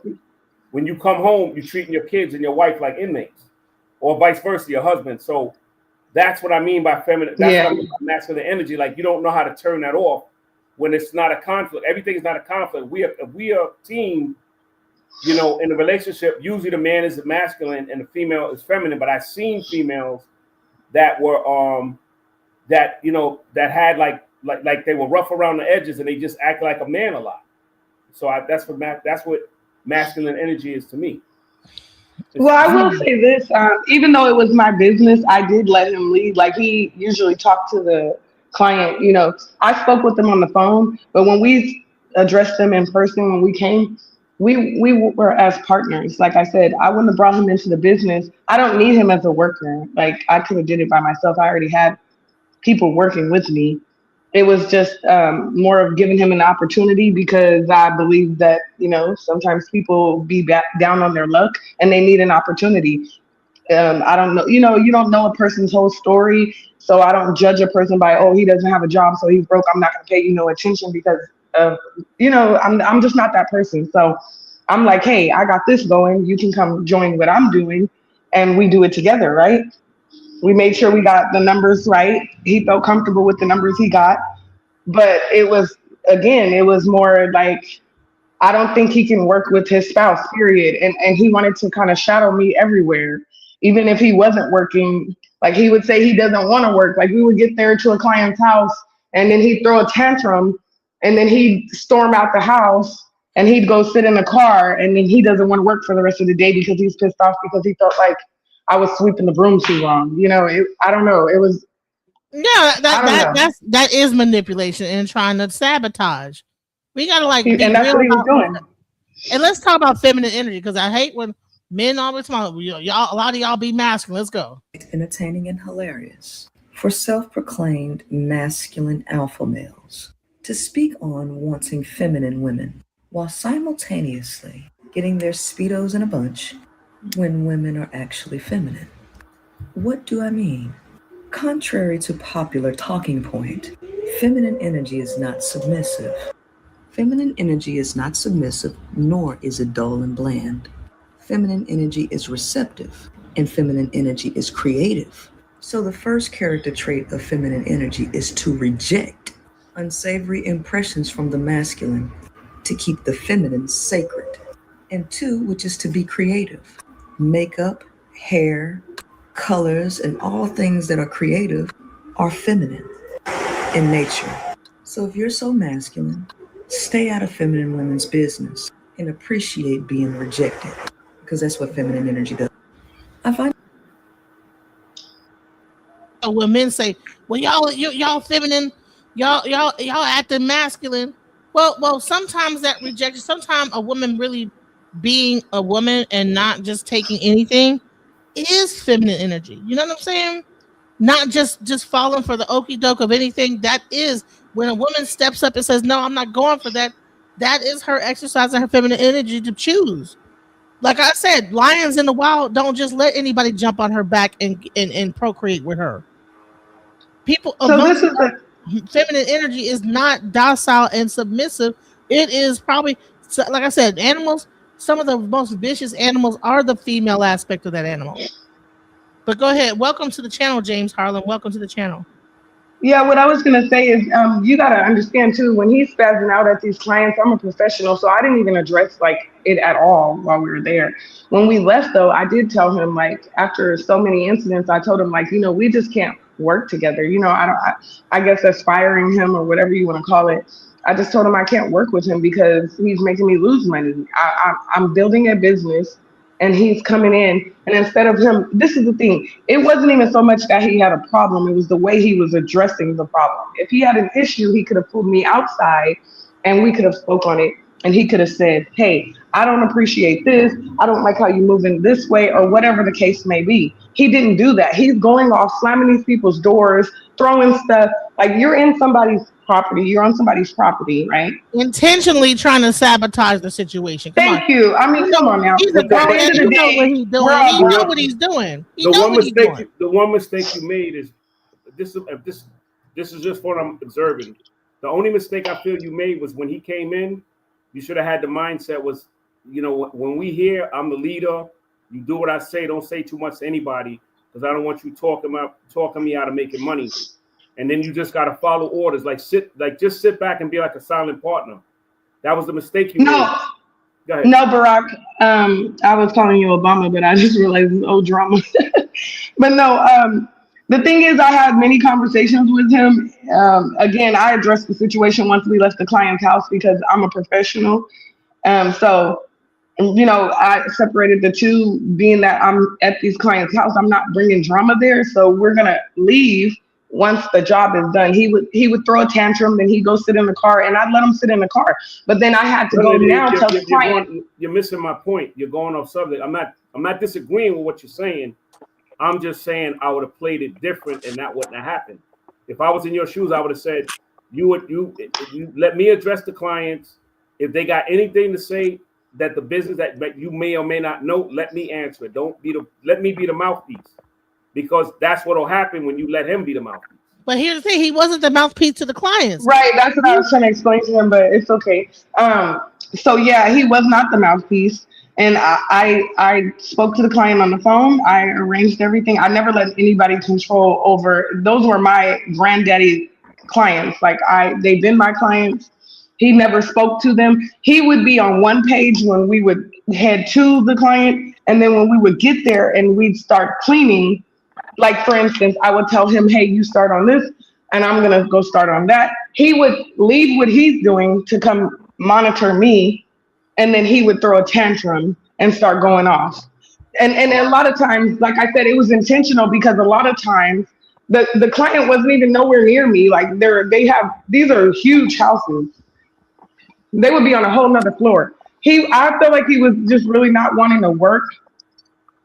And he was low-key just jealous of me. Like, he just sabotaged my business at the end of the day because... Right, and then she ended up losing the client because he's slamming people's doors. He's storming out. He's arguing with her in the household while they're trying to be doing their job. That is intentional.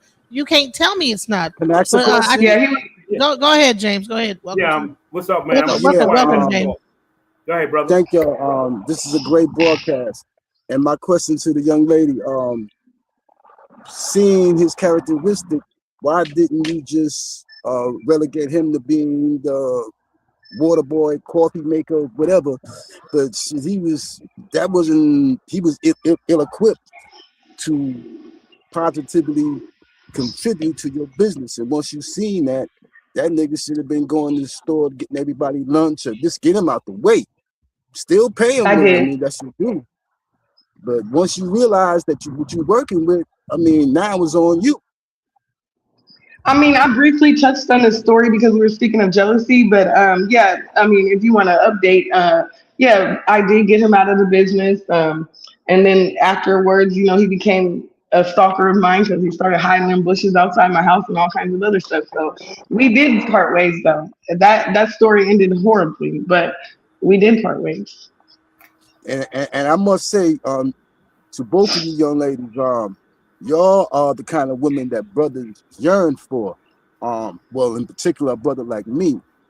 And I think we spoke, Genesis, we spoke the last time I was here, how I would always support any woman that I'm with.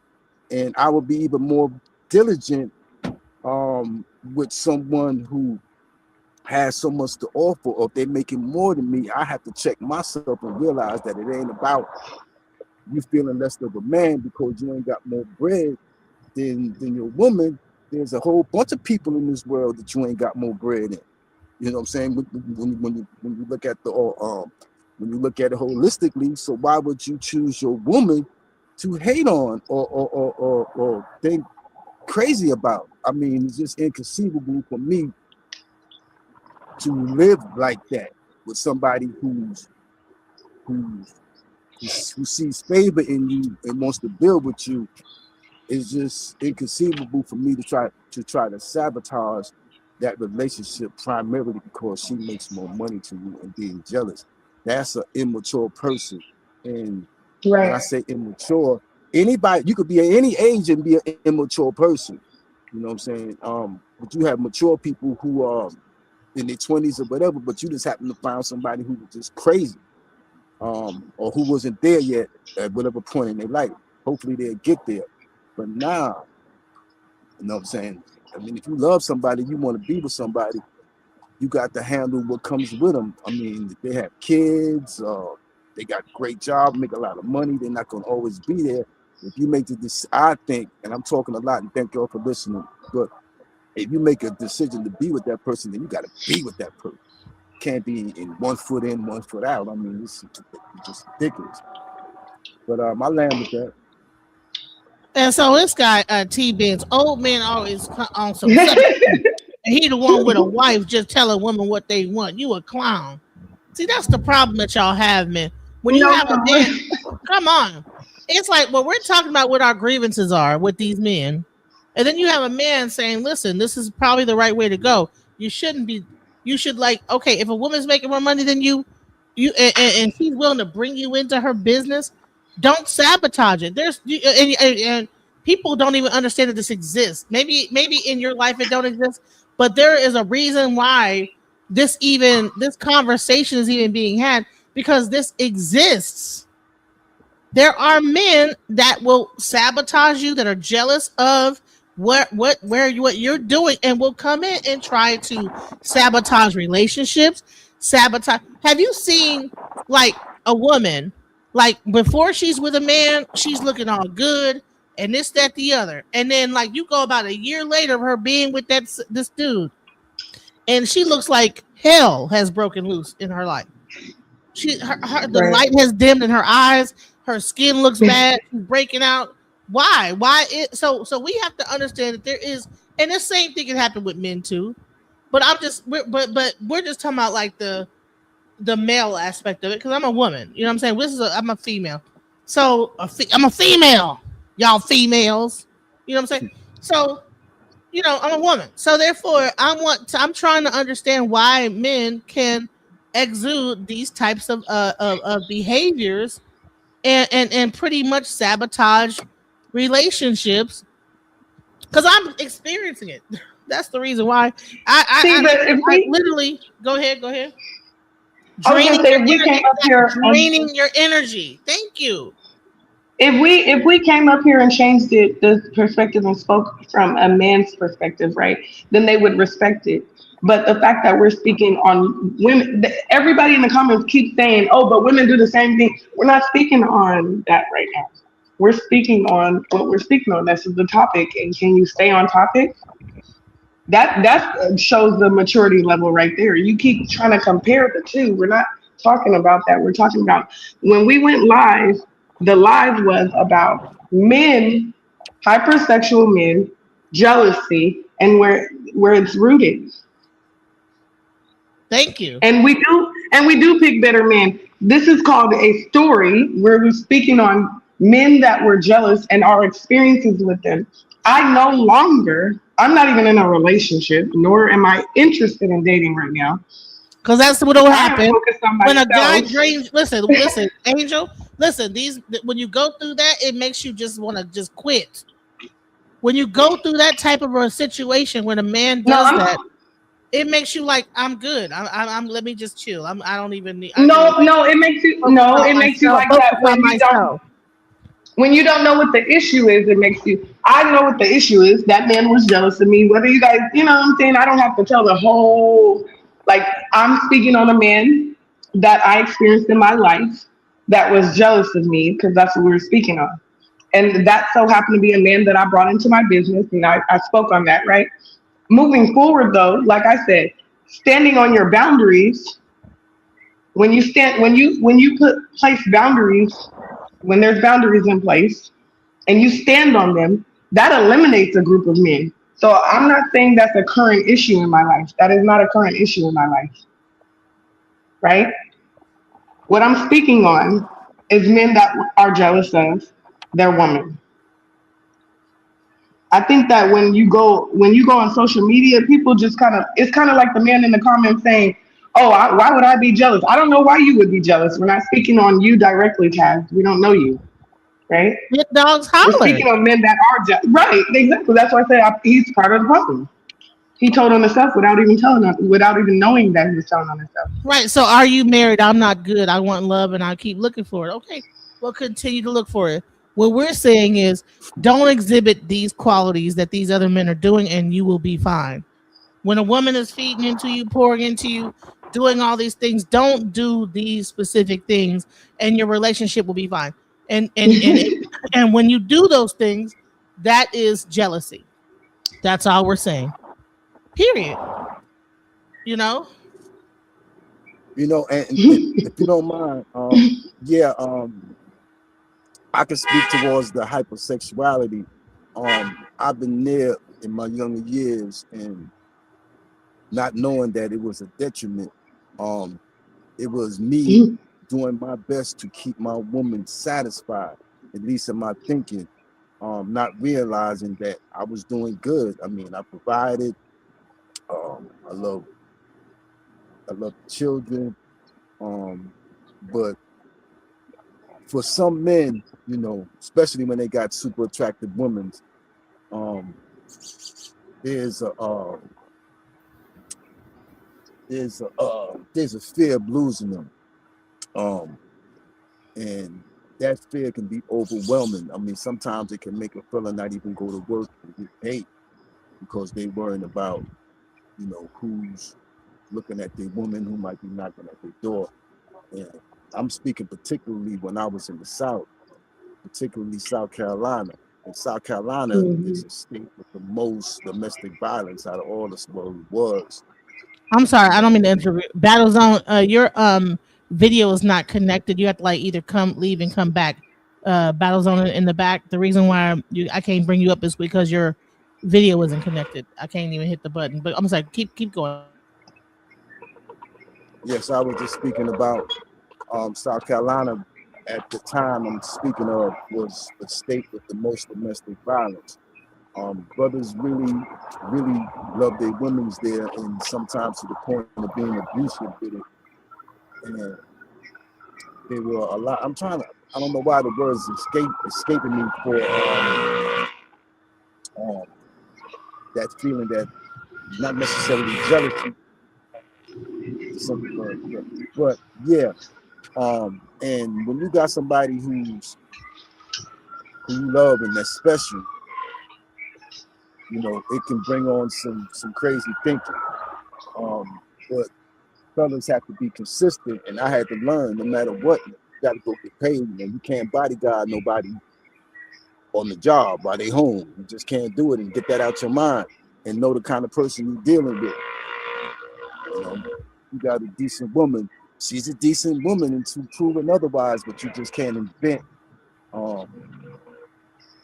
thoughts and make them facts. So yeah, I definitely don't have all the answers, but yeah, I used to try to do everything I can, and a lot of it was unnecessary. Can I ask you a question, James? In your younger days, right, as you were speaking in your younger days, right, have you ever been in a situation where you were insecure?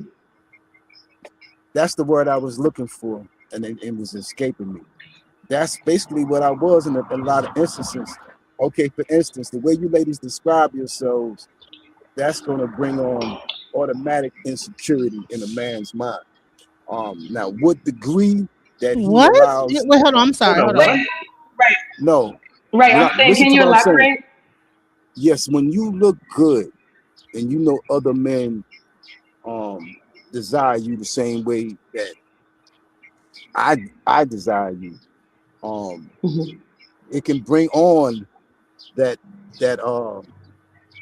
it can bring that feeling upon you, but you have to fight it. There's nothing you can do. If you banging like that, you banging like that. I mean, whatever you put on, if it shows like that, it shows like that, and there's nothing you can do with it. And just like some dudes, they like the super pretty women. They don't have to have nobody, but just because they're pretty, they mad because people look at them. There's nothing you can do about nobody looking at your woman to see outside. But why do they get mad at the women though? Right. But wait. I want to follow with what he's saying, Sir James. You said that can bring on those insecurities, right? Okay. Absolutely. And when those insecurities came on, as a man that is now changed, right? Being transparent, when you were insecure in that situation, did it manifest out as jealousy? Not jealousy in your of my behavior. woman. Not jealousy of my woman. Just jealousy, period. We're just speaking on jealousy. Yeah, so where you were now. Now you were jealous, right? I wouldn't use the term jealous as far as mad because she's getting the attention. No, I would be jealous of another dude paying maybe too much attention or come around too much. Yeah. And I'm not dude. I'm going to check that immediately. I'm not going to just let that simmer. I'm not. Yeah. But see, you're not getting to the root of it. Okay, so I would never be jealous of my woman. I ain't built like that. Oh. I appreciate it. So when that jealousy arose, being transparent, did that make you behave in a certain way? Let's say. No, because use the word transparent. I'm a transparent person. I'm gonna step to her and be like, yo, baby, what's up with this? What's up with that? Yo, don't have no nigga come to my house when I ain't home or that right there. Whatever issues I have, I will address them. Okay. Not to say he wasn't addressing them, he was, but okay, if you're in Walmart with your woman, this woman, right? And this woman looks good, so there's people looking at her, right? And that insecurity flared up in you, which then caused you to be a little jealous. And you then, how would you address that situation? Why are you addressing her? She has nothing to do with that. She's being herself. So why would you then feel like there's something to be addressed? Thank you. See, hold on. Let me. Thank you, Angel. Exactly. See, men don't realize that when they're doing that is actually jealousy of the woman. They don't understand that this is because you're attacking her for what someone else is, how their actions are towards the woman, and all she's doing is she's oblivious. She's just being a woman, and you're upset because of how other people are interpreting her, and then you address her and say, well, she's wrong. That is showing jealousy toward the woman and the attention that she's that would gathering. Be ridiculous to me. That would be ridiculous. Am I right, Angel? Do you get what I'm saying? I totally get it. I'll try to break it down a little bit so he can understand. Because I mean, he probably don't operate like that now because he's an older gentleman and he's probably done some work and been through some relationships to where, if you don't evaluate yourself, you sitting here saying, okay, so yeah, I did get jealous, and then I'm gonna check that right then. Why is there anything to check other than yourself? That's who should be getting. You should go look in the mirror and check yourself for those feelings that are arising in you, because there's a reason why those feelings are arising in you, because you knew what you were getting into when you started dating that woman. Because what you found attractive, there's going to be many others that find attractive. Right. Okay. Now you must admit, y'all must admit, there are women who purposely do things to make their men jealous. And but we ain't speaking on that because I'm not one of them women. I had absolutely no reason to be jealous of her. I'm speaking about myself in the instances when I was jealous. I'm not gonna be jealous of you because you look good and people looking at you. That's just comes why with would being a woman? with you. Why would a woman? But if you are giving some, I'm sorry. Go ahead. Why would a woman intentionally want to make you jealous? I mean, why would a woman want to? Why would some women want to breathe air? They just do. That's not the answer to the question. No, Like, wait, let me go from a different angle, James. Let me go from a different angle. Let's not talk about the physical, because there's women out here that, like my dear friend DJ, they might not be shaped like an hourglass, but she gets attention because her aura speaks, her energy is lit, bright, right? She knows that she's charismatic. So at the end of the day, whatever the reason that people are drawn to her, right? We're not going to speak on physical because it's kind of like focusing on physical.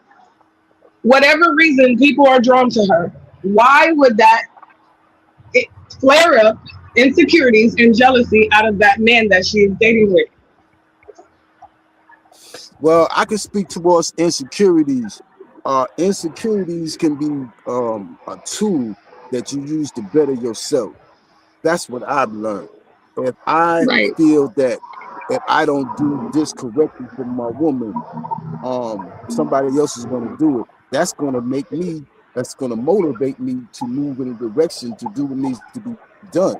And then that would erase that insecurity. Now, as far as jealousy, when I was saying some women just do it because it's just like breathing. There are women who want to maintain their relationships and unfortunately they feel like keeping their man on edge is the way to do it. And they do things that will enhance whatever jealousy he has in him, to the point where it could be detrimental, or it just could be he's definitely unhealthy.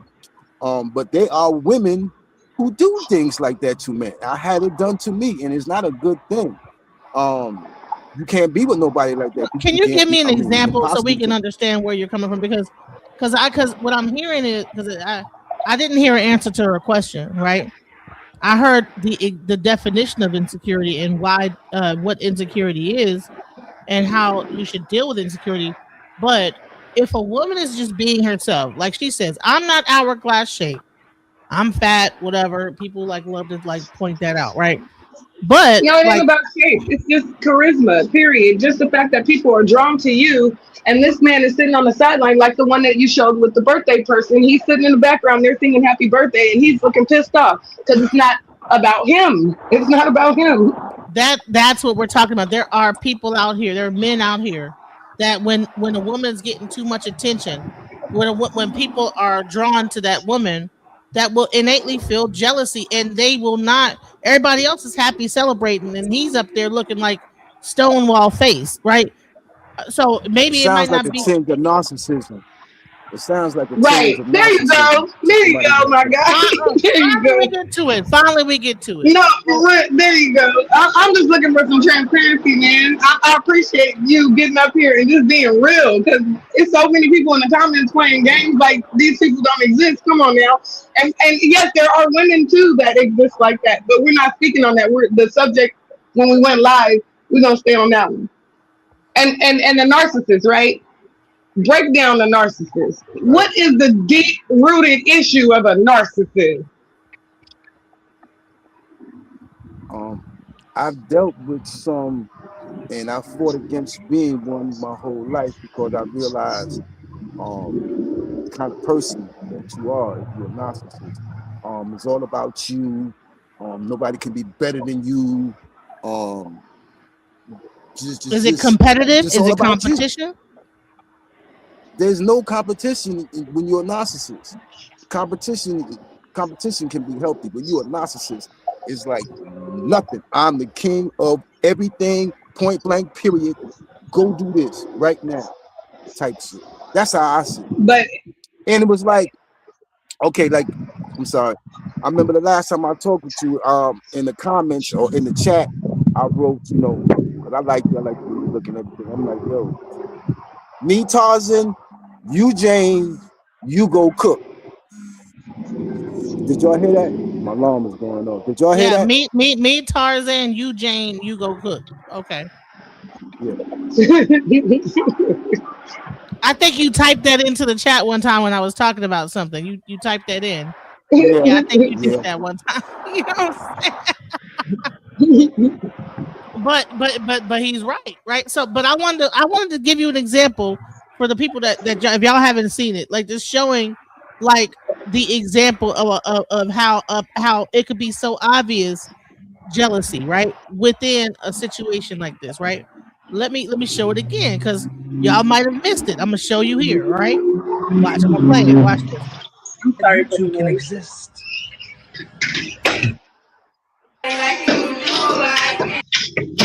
Now they're singing a song. It's her birthday. You see this? Can y'all see that? Can y'all see this? It's her birthday, right, guys?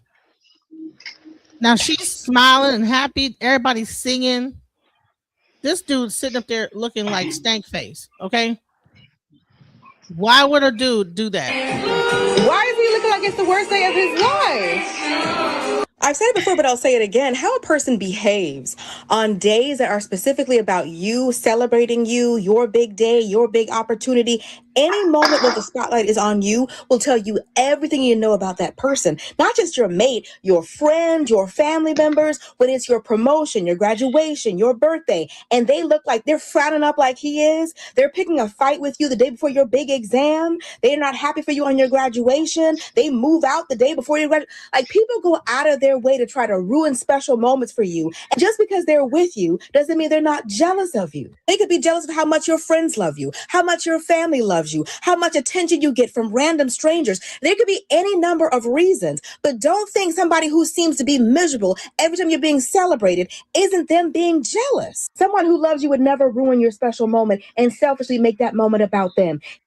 You know what I'm saying? Because you already know that once they left that thing and he looking all stupid and all fucked up while they're singing, that the whole conversation wasn't on him after they all left the party.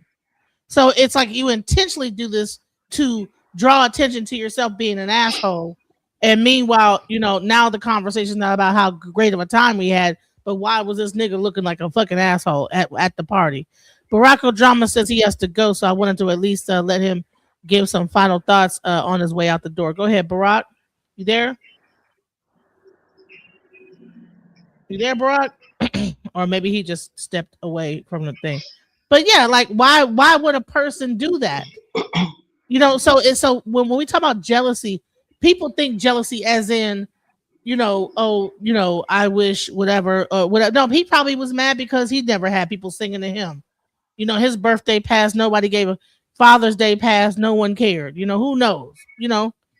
But let's hear some more from a male perspective about jealousy, because I think that these people think that okay, it's these women up here bitching about men. No, let's go. I've heard women say that they feel like their husband or their boyfriend is kind of jealous of them, and that's crazy to even think about that, because I mean, as a man, how could you even be jealous of a female, bro?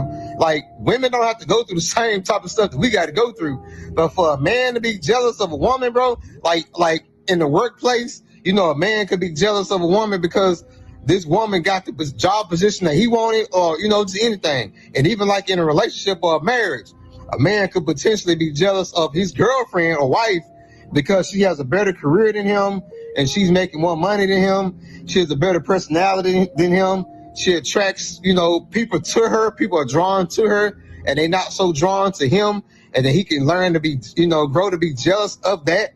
And even like when they split up, like when a man and his woman split up, let's say they had kids together or something, and if he just fall off, like he just fall all the way off, and get strung out, or he becomes so irresponsible he can't keep a job, and he just hit rock bottom. But the woman, she stated she went up here, she climbed the ladder, she's getting better since he been out of her life.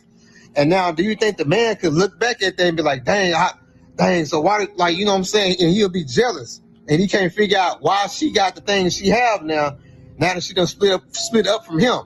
You know what I'm saying? Like, that's a possibility too, because like I'm sure it's some men out there that are jealous of they woman, bro. Not even that. And let me tell you something. What they'll do. They'll circle the block, come back in your life, and try to sabotage shit. That's the type of shit that I have experienced. They'll come back in with the lovey-dovey and gaslight and love bomb you, and then bring the same bullshit that they was doing before. They'll do it for a second, and maybe that is narcissism. That's what I'm trying to talk about. Now, this happens with men too, but we're talking about, with women too. I mean, women could do the same thing to men, but we're talking about men right now, and we'll have a conversation about the women too.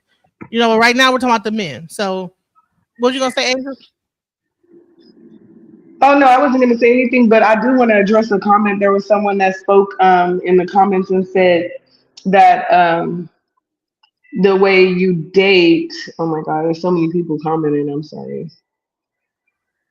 They said your partner is a reflection of you at the stage in your life. Good point. That's actually so, and I agree with that, which is why I led with at that time that person wasn't healed or whatever they were going through, their trauma, sexuality, demons that they're fighting, and I also had mine. If you don't put in the work, though, that is what you're going to continue to attract, right? I spoke on that earlier, and when we told the story, I held myself accountable about the situation. I didn't put all the blame on him. We were just speaking on it being jealous. At the time, I do feel like that I lacked boundaries. Most definitely. Me too. At that time, I lacked lacked out, and then my picker wasn't that good. Choosing the right man. I mean, because if you lack boundaries, then I skated all through my situation because I lacked boundaries. He was saying the mistake I made was not addressing the situation. I addressed the situation many times, but I allowed him to continue to work with me to where there was multiple events that happened with my clients to where ultimately, like you said, I lost contracts and all kinds of things, but that was a life lesson learned for me. But we're just speaking on that situation. Angel, I got a question for you. I use that situation as an example. Yes. Now, do you feel that when all that was going on, that you were in your feminine energy? Do you feel like you were acting masculine? Were you being overly argumentative? No, I was not. Were you being overly argumentative, or were you more submissive to that man? I submitted to him. That was the point. I submitted to him, and he took me down. Thank you. Thank you. That was the problem. I didn't have no boundaries. I swear to God. I let him do as he pleased. It be the ones that you submit to that will treat you the worst. But when you step up and have boundaries and say, I'm not putting up with this shit, then that's when the right dude comes up. It weeds out the bullshitters, which is why I'm single. That's why honestly, there's a lot more bullshitters out here than we have to be masculine to cut the bullshit. Because we be too I don't feel like that's masculinity, though. Like I've got a goddamn a stamp on our head saying doormat here, walk on top of it. That's what happens. So y'all need to cut that bullshit about women being masculine. It's bullshit. No, you want a doormat is what you want. You want a doormat you can like walk on top of, treat like shit, and that woman's gonna still be there waiting for you when you come back, cheating on her, whatever the hell dumb shit that you're gonna be doing, and ghosting her, being not communicate, whatever the hell dumb shit that niggas do. And when you're done with that, you come back and shit and poop on her and whatever. Like she's a toilet. And when women step up and say, I'm not putting up with no more, now they're being masculine. Bullshit. That's what I'm talking about. He said you can tell she ain't never been submissive. Oh God. Maybe the gamble. Submissiveness goes a long way, especially with men. It really does. Like me, I mean, I don't need my woman, crawling on the ground, picking up, I don't know, stuff off the floor with a toothbrush or whatever, no. But there comes a time when even if you are the breadwinner, even if you are making more money than him in a relationship, this comes a point where it's me, Taz, and you, Jane, and you gotta rock with it. So you gotta know what's your lane. Can't always be, you the one with the shoulder pads on. I'm the one on the side with the whistle, the referee. No. We on the same team. We playing together. We all geared up. So yeah, there comes a time that, and I know it's it's a delicate balance that would have to be made, particularly if you are a woman who's, let's say, employing your man, that it's a delicate balance, and he got to be with it. You know what I'm saying? He can't get in his feelings. I mean, if you know the job, you gave him the job, is your company, he gotta know you know more than him. You can't just come in there after 2 days and try to exert what you might do at home on the job. Now it's time to fall back and listen and learn, you know? And I mean, you just gotta be able to do that. well, James, I wouldn't say I knew more than him because he was intelligent, you know, so, and that was the whole reason why I even offered the position to him, is because we had many conversations and he was highly intelligent. He knew how to, I wouldn't say he knew how to run a business, but he definitely knew some things, you know, and we could balance each other out. But there were some things he needed to work through, I feel like, and myself, you know.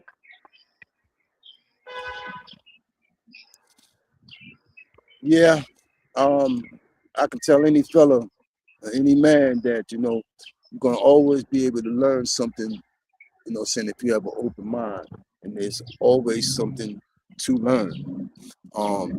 You're just not gonna get it all. You gotta be susceptible to getting it. And you can't pick and choose who it might come from.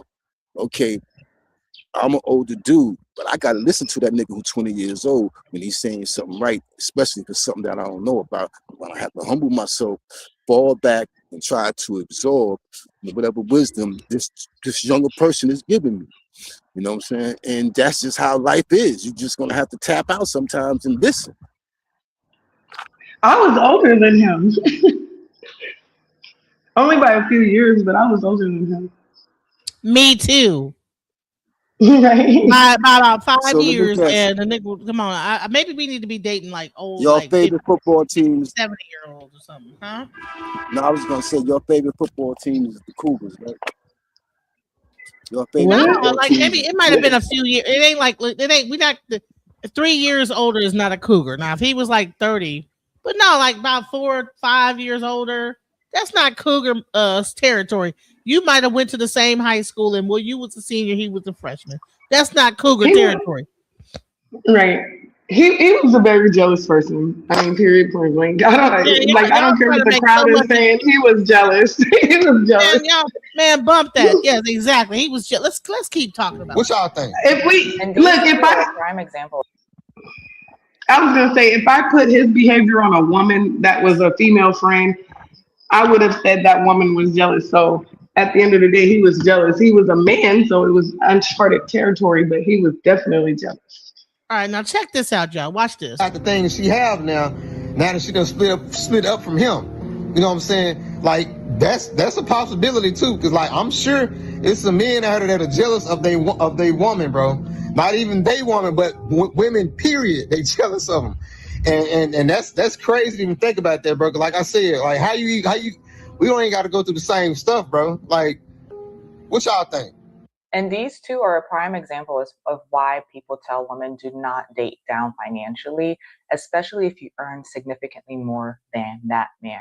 This man has been harboring a lot of resentment while participating in financial infidelity with Yasmin. He is complaining about how in his culture, he needs to make more money than this woman. But when he met her, she was making more money than him, which leads me to want to have a bigger conversation about financial infidelity. He was amassing a large amount of debt and lying to her about how much debt he was actually in. And the entire premise of the relationship so far, from what I've seen, is that she is paying more than her fair share of the household expenses and covering items for their children just so he can pay off his debt. The entire time he is still accruing more debt. And that's because he doesn't have to worry about taking care of his children. He doesn't have to worry about paying for rent because she's got it. And I think that he is absolutely using her, but using this, oh, in my culture, I'm supposed to be making more money. Then go out and make more fucking money. But because he knows that she's going to take care of things, that's why he's able to still do this. She's like, he is buying lavish items and I'm over here paying 70% and struggling with the kids. And go to find out he's been lying to her for some time that he is working. He was laid off from what it seems like, and he is still spending as if he has an income coming in, and he did not disclose it to her until this very moment. I feel like that is a very narcissistic thing to do, and she needs to leave this man before he ruins her financially the way he has ruined himself, because he clearly has no financial discipline. Somebody please tell me that it's not really grown ass men out here that are jealous of grown women. Like, this is really a topic. Now, on a normal pretense, I would think this topic is straight foolishness, but I gotta think outside of myself, because me normally thinking as myself, I wouldn't say I would ever get jealous of a woman regardless of the situation, but there are actually literally men that walk this earth that are jealous of women and the opportunities that they get, or maybe just even the bag that they got, or how they look. There's grown men that actually are jealous of women, and it's scary to think about. Like, how could you be jealous of anything that a woman got, knowing that you're a grown man and you're naturally gifted physically more than a woman, sometimes even more logically smart, so you can accomplish different things on your own agenda. But a lot of men are just lazy, I guess, and they don't take it upon themselves to educate themselves. And that's the big problem, because women are naturally more educated than men. This is a well-known fact. When you're more educated, you speak better, you present yourself better in a better manner. Outside of relationship talk, just in professional setting, you're going to get more opportunities and better jobs and better career paths naturally. And then, you know, women are naturally the gender that looks better on top of that. So looks wise, they're going to get better opportunities. And I guess a lot of men are jealous of that because of how quick a woman could blow up. I mean, you can even look at it on social media. It don't take a woman long, especially if you're a good, attractive looking woman that got something going on for yourself, and let you not have brains on top of that. Then yeah, you can accomplish some shit. And I can see how a lot of insecure men would get jealous of that. But that's creepy to me, bro. Just know as a woman that there's grown men out here that have disguised themselves or whatever they got to disguise themselves as just to get into your life, just to destroy what you got going on, because they are secretly jealous of what you got going on. What the Or fuck? maybe a light in you that they could see something special that you might not even see yet in yourself. And they don't want that shit to manifest. So they do whatever it takes to add toxicity or keep you off your motherfucking rocker. Whatever it may happen to be, bro, pay attention to that. Because there are men out here that walk this earth that are jealous of women, and we can see it in the crimes perpetuated against women from men alone. But just keep that third eye open for real. So if another man is willing to admit, you know what I'm saying, that there is a such thing as a jealous man that could be jealous of women based on the opportunities that come. And then people love to hate Shira 7, but she talks about the same thing. Let's go.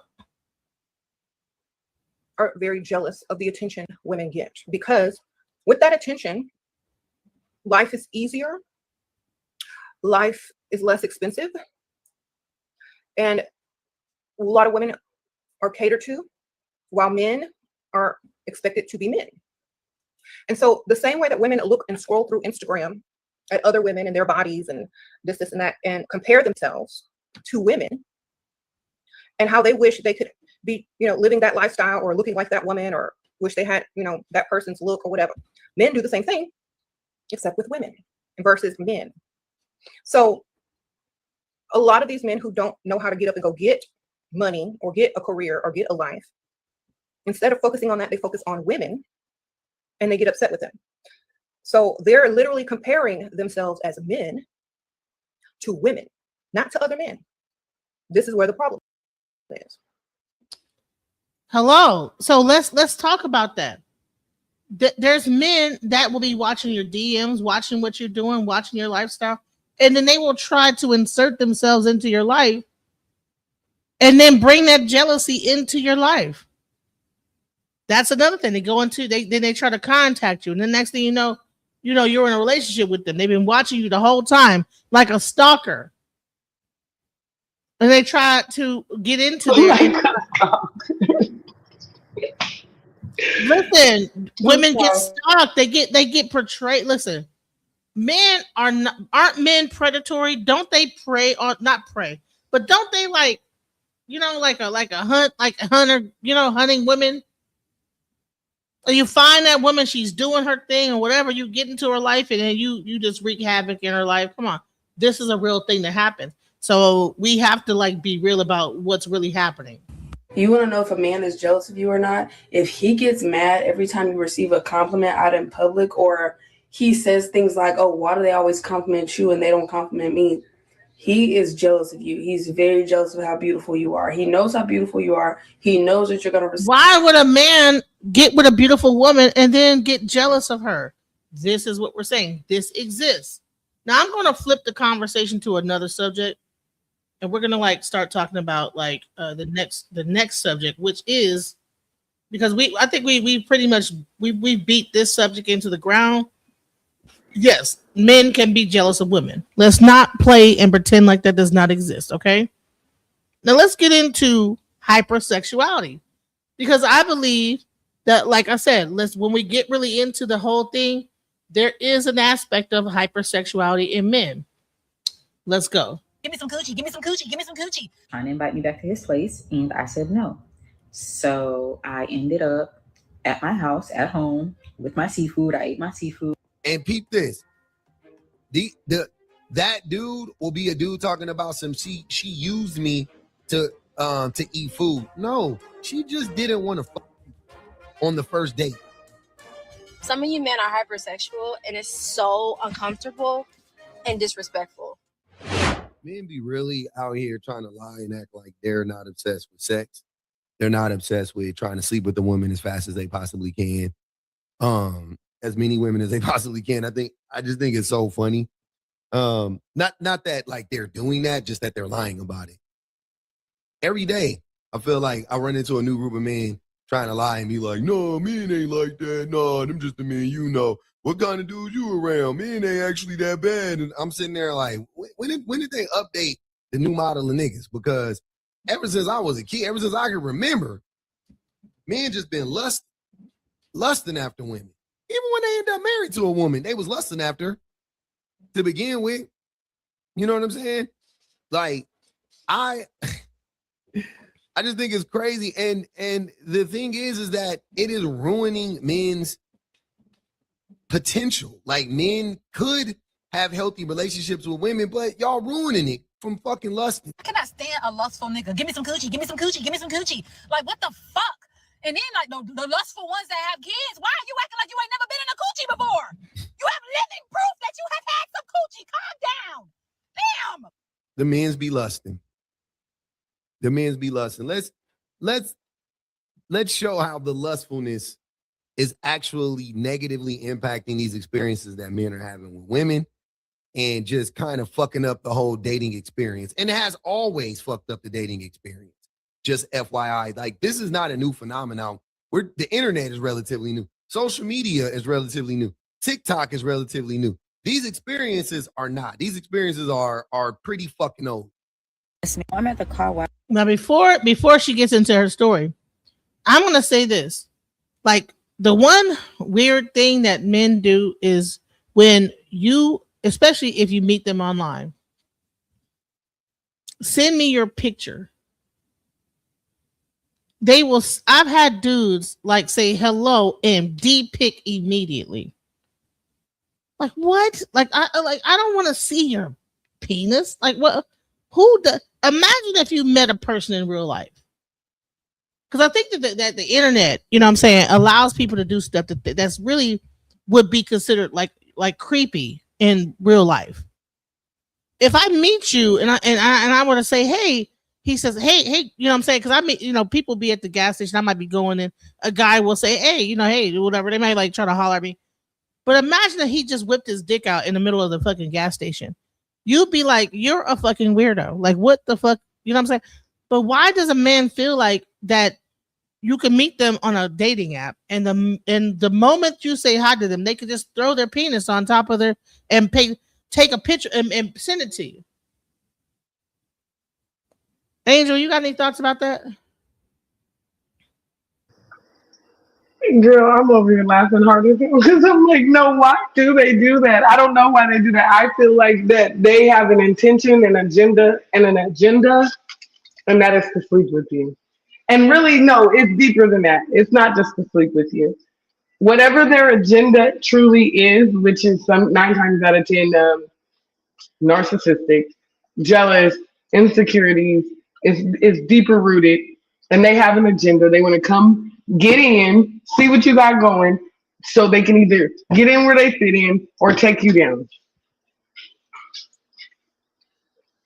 Because who does that?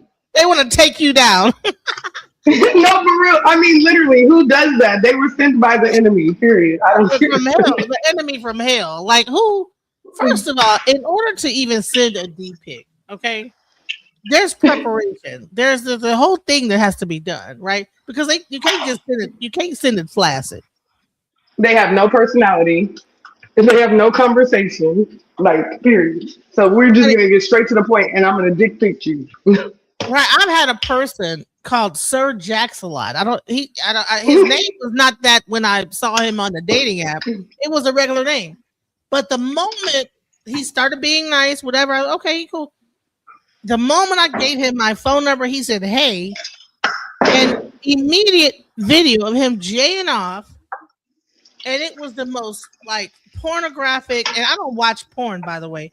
It was so pornographic. And I was like, oh my God.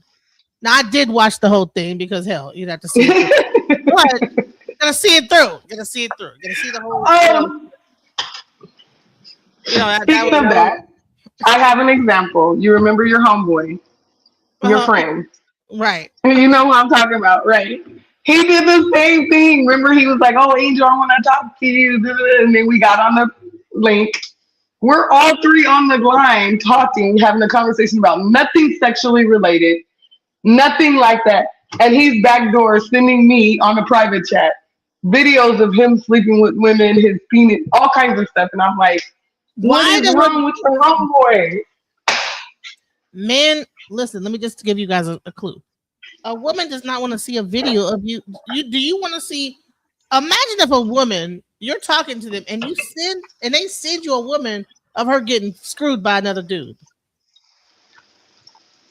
But men will send actual images of them sleeping with another woman. So I don't know whether they think it's going to turn you on. It's like, I don't want to see no picture of you sleep with another woman. Men do this. Men will literally send you a picture of them screwing another woman. Then when I rejected it, what did he do? He immediately started being an asshole, trolling and being jealous of me, trying to down talk me, shame me online. He's going to different podcasts talking about me, when ultimately his whole agenda was to try and get me to be one of his wives. Insanity, guys. It's insanity. So let's get into this because men love to like talk about how women are hoes, but let's talk about men and they hoe. Ho ho ho ho ho. Like it's Merry Christmas. I'm minding my business like I normally am, and this man approaches me, and he started out, I guess, with a little joke or whatever, talking about they said that you took all the towels, blah blah blah. And from there, we're talking, we laughing a little bit, and I'm like, hey, if you're gonna stand here and talk to me or ask my number or something like that, can you at least get this rag and dry off my car, like dry off the outside of my car? He said, oh yeah, of course, I got you. He grabs the rag and he's washing outside of my car. And then after he finished that, he was like, what you got planned for the rest of the day? And I was like, I don't have nothing planned for the rest of the day. It was like, oh, did you eat yet? Actually, I didn't eat yet. It's like, do you like seafood? I love seafood. He said, okay, bet. Like, can I take you out to eat? Do you want to go out to eat? Ask me where I'm on my way to right now. But let me show y'all the outfit.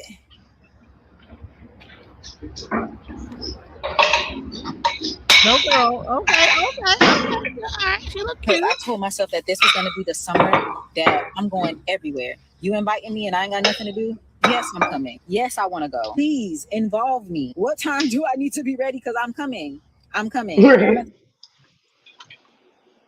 All right. No problems there. Seemed organic. See, you asked her out on a date. He didn't go cheap. He didn't try to take her to a coffee house, which in all honesty, in that moment, it probably would have been appropriate. In that, you know what I'm saying? Like just meeting somebody, nothing being planned, just off the top, like, hey, let's go grab a cup of coffee and hang out. You know what I'm saying? Like, I think that would have been fair. But he asked her, did she want to go eat seafood? Because he wanted to go eat seafood, which He trying to tell men all the time about taking a woman out on a date. I'm like, why are you acting like you don't want to go out yourself? You're just bringing a woman with you. Like, you might as well pay for it. I don't get the whole, like, I'm not paying for dates when you want to go too. Anyways, so it seems nice, right? It seems very cool. After I heard the story,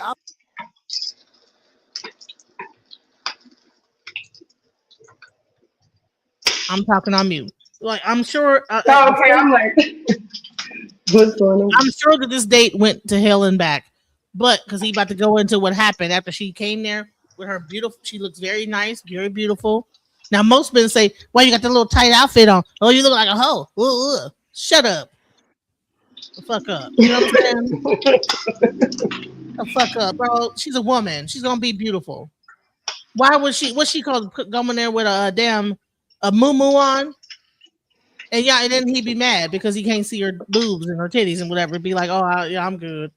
All right. You know what I'm saying? She liked to look cute. Let her look cute. But here's the thing is that he asked her out. Now, guys will say, what you bringing to the table? These women always trying to bring us.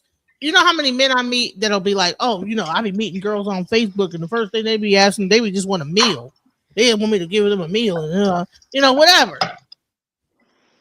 When low key, you can buy your own meal. Like, come on. Bro, I could listen. Last time I went on a date, I was like, no, I don't need you to buy my food. And it's probably he probably wasn't even like that. I was like, no, I'm good. Okay, I got my food. Because I don't want you to have nothing over my head. That's crazy that we have to like resort to that because if this guy asked you out, why should you have to buy your food? That was the norm. That used to be the dating rule. If a guy asks you out, then he pays the tab. All right, but let's go. I'm sure this went to hell in a handbasket. Let's go. I actually swiped off the page, didn't think anything of it. But then I was doing some I saw some other stuff. I was like, wait, let me go back. Is there an update to that? Boom, lo and behold, there's an update to the story. Y'all, it's no update for real. We went out to Lotus Seafood. We laughed, we talked. The vibes are nice. The food was amazing. And he was trying to see what I wanted to do afterwards, if I wanted to do something afterwards. What do you think? You just met this woman. You met her at a car wash. I was washing y'all cars. She was willing to go out on a date with you. You took her out on a date. You didn't want the date to end. I got that. Me personally, I ain't gonna even hold you. I would never ask a woman to go back to my place on the first date. Thank you. I've never initiated that before. Not on the first date. Definitely at some point in time, but not on the first date. I just always thought it was too forward. Take notes, guys. It's not to say that I didn't end up at my place after the first date or on the first date. I'm just saying I've never asked a woman to come to my house on the first date. Again, I think that is very forward, very presumptuous. I think it sends the wrong signal, so on and so forth. This is me. I'm 44 now. I knew this when I was a fucking teenager. I thought that was weird. I thought that was a little bit too much, a little bit too forward. What do you think this grown man asked this woman? Let's stop. What do you think, James Harlem? If you meet a girl on the first date, would you ask her to come to your house? Give me a second. Let me turn my TV down. I made it to the house. It depends on the woman. Like I said, one thing I learned is that there are no absolutes. Say for instance, there aren't any absolutes, and sometimes you gotta go with the moment. Trust your instincts, but yeah, it depends. So I can't say no. I'll be fronting. So do you think? What do you think? Do you think that he asked her to sleep with him the same night? It's possible. I mean, I've done it and had a sustained relationship. But as a result of it, but it just. But in the same breath, guys will call that same woman a hoe. So, I mean, some guys. So men need to make up their goddamn mind. That's what I'm gonna say. Some Do you guys, want the first date sleeping with the woman, or do you not? it just depends. It's Is she nuance, a as I hoe? said. If she does, why does it depend? Okay, look at If it the like goal of the this. man is to sleep with the Supposedly, woman, if she gives it to okay. you, then she's a hoe. What is it? Like, let's. Well, there are times in my life when I was unfortunate and I didn't have a woman in my life that I desired to be with, and went several months without it, and became sex starved. And it's not so much when it Sex happens like that. starved? Sex starved when you're not having sex. Love is one thing, but Sex sex, starved? yeah, sex starved. And then if you meet someone who's in a similar position and you guys express the same kind of feelings and you still connect with them regardless of the sex starved or being without sex, and you just want to do that. I mean, hopefully it's protection involved because you don't know the person. Hello, like that's the thing. That's Amen. Go ahead, Angel, because My thing is, first of all, that's a big red flag for me because, first of all, I'm even gonna feel like you're the problem because why would you want me? Not saying I'm on that, but why would you want me at your house or even to know where you live and we just met each other? You It's don't know who I nuance. am, how It's I'm coming. nuance. Yeah, It's just nuance. I don't even want nobody to know where I live for a while. Like let's get to know each other. How about that? It's nuance, and what I've learned is, and I used the term before and I use it again, there are no absolutes because you may be denying yourself something that's meant for you, trying to be an absolutist about it. You just have to trust your instincts, be intelligent as you can about it, but to be honest with yourselves. You know, for instance, I think I was going to go. Stop. If you meet a woman for the first time, and you're attracted to her, you're gonna want to fuck her. Yes. Especially if you guys are vibing. That's true. So you meet this person for the first time, and you sleep with her the same night. Are you really red flags. You knowing where I live, you touching my body. Like I don't even like you could have something. Like I don't know how you get down in your real life. Like I don't know. That's too much. See, all these like panels will talk about how what I'm saying is women are that's hoes, something. but come on now.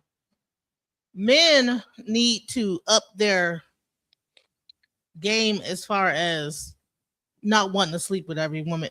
Like, yeah, you might want to sleep with her, but having some self-control.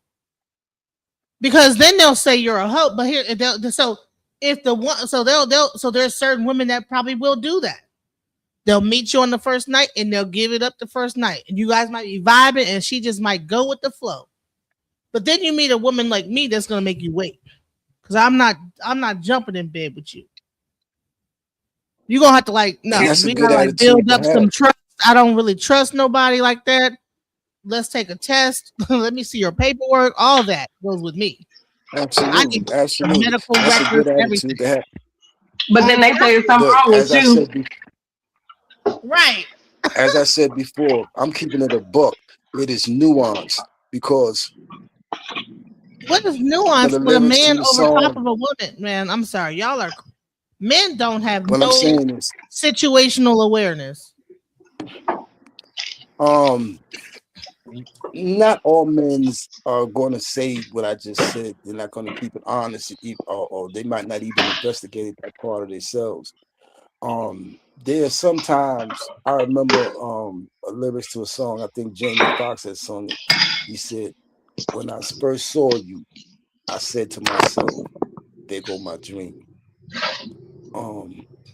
And there are some people who just might make you feel like that, and everything you might think you would do or whatever parameters that you built up, them just gonna just collapse because that individual, you just feeling like that. And I'm not saying everybody's gonna be like that, or you're gonna feel that way towards everybody.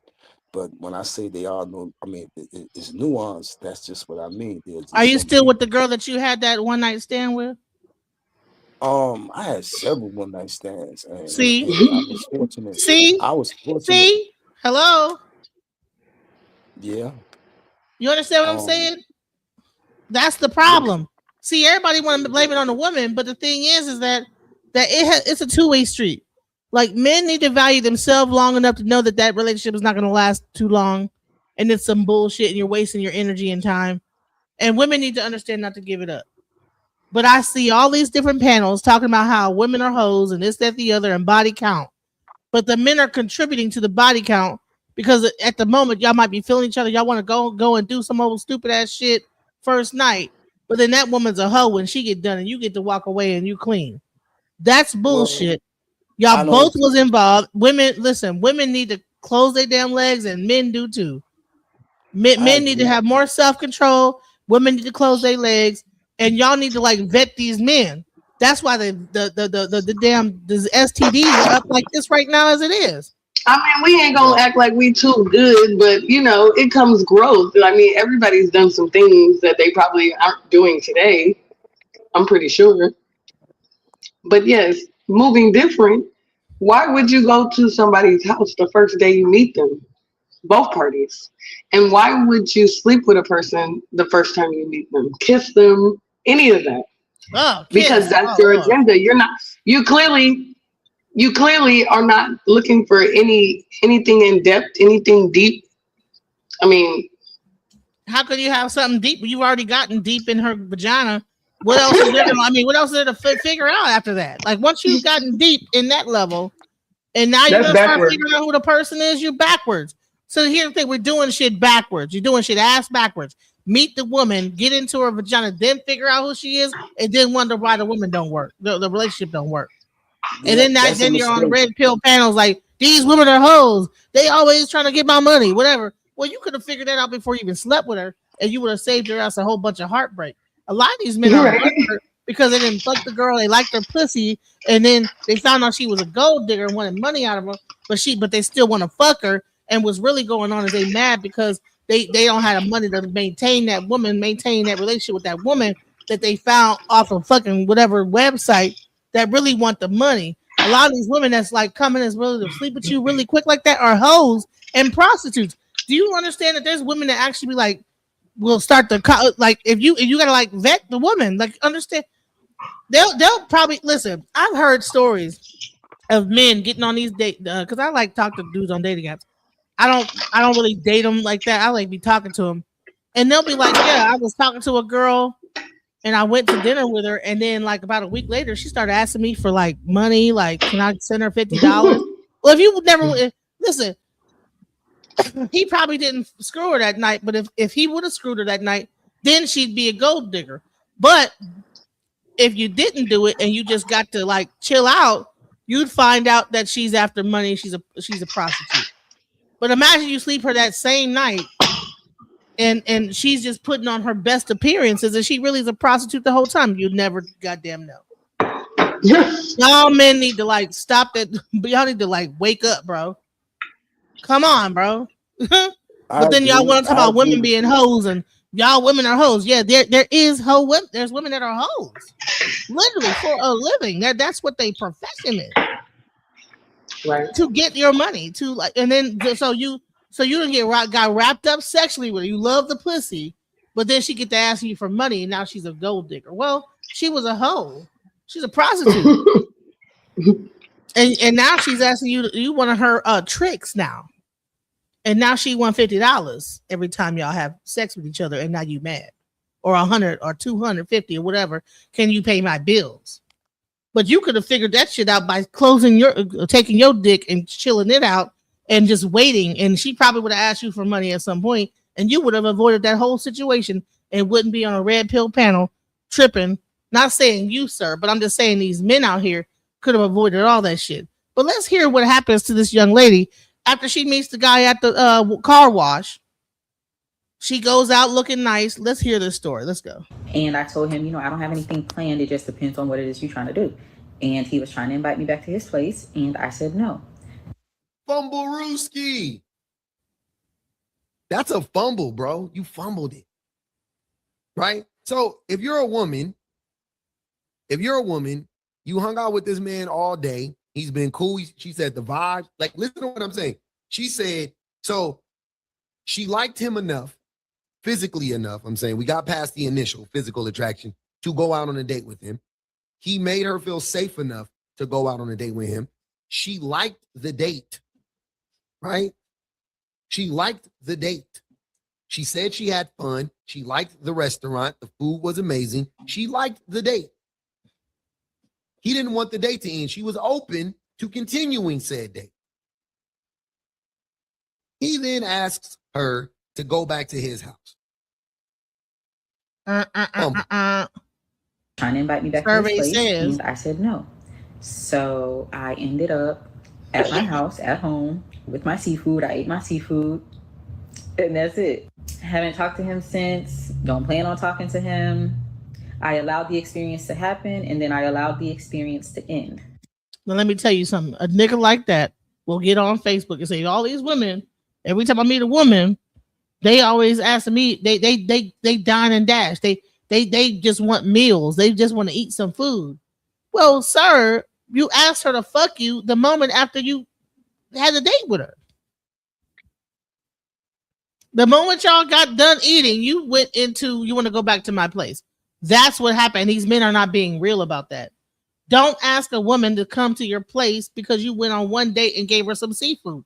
That is transactional. And then get mad when she asks for some money. Hello. Let's talk about it.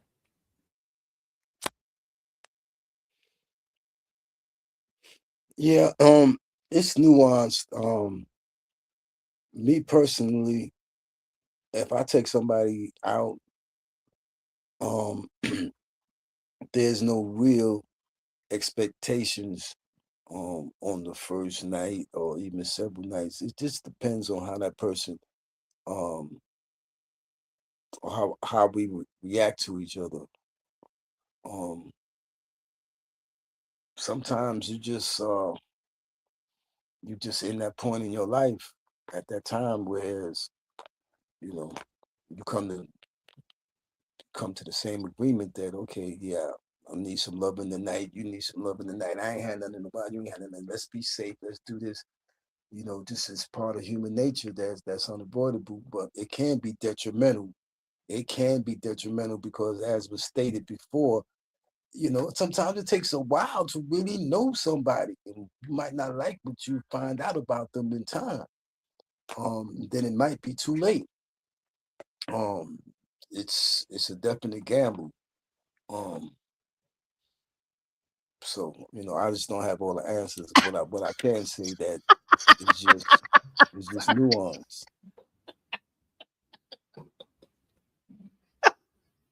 Genesis, why you laughing? It's a lot of ums.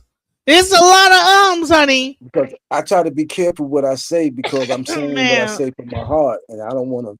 I get it, but yeah, no. Hey, listen, this is a panel.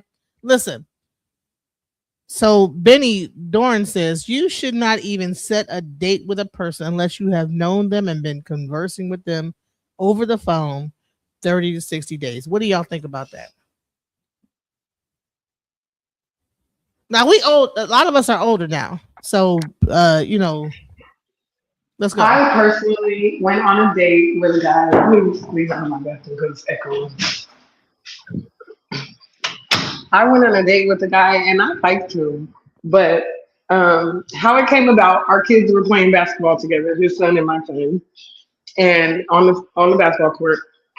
And my son is, I guess he was tripping him up a little bit, and his son got a little angry and he started trying to get aggressive. So he calmed him down. And then we went to talking, and he was like, you know what? Because I was like, I don't, we were talking about dating, and I'm like, I'm not really interested in dating, not each other, but And he's like, you know what? I want to take you on a date. I'm gonna take you to a comedy show, show you a good time, show you what you're missing. I'm like, I guess, you know. So we go. It was on some friendly stuff. Like it wasn't even like about nothing. And then I ended up liking him at the date. And this man, he stood on business. Like, no, it wasn't a date like that. So he don't want to talk to me. And I'm like, what? Why? But he asked me, did I think about sleeping with him the first time I seen him? Whoa. And I'm like, in my head, I'm like, hell no. But I don't know why at that time, but I was like, yeah, I did. He was like, you just lying. And he never talked to me again because of that lie, which it was a lie because I did not think about sleeping with him at all. I don't even know if he was really my type, to be honest. I was trying to get to know him. I didn't even think about that. But fast forward,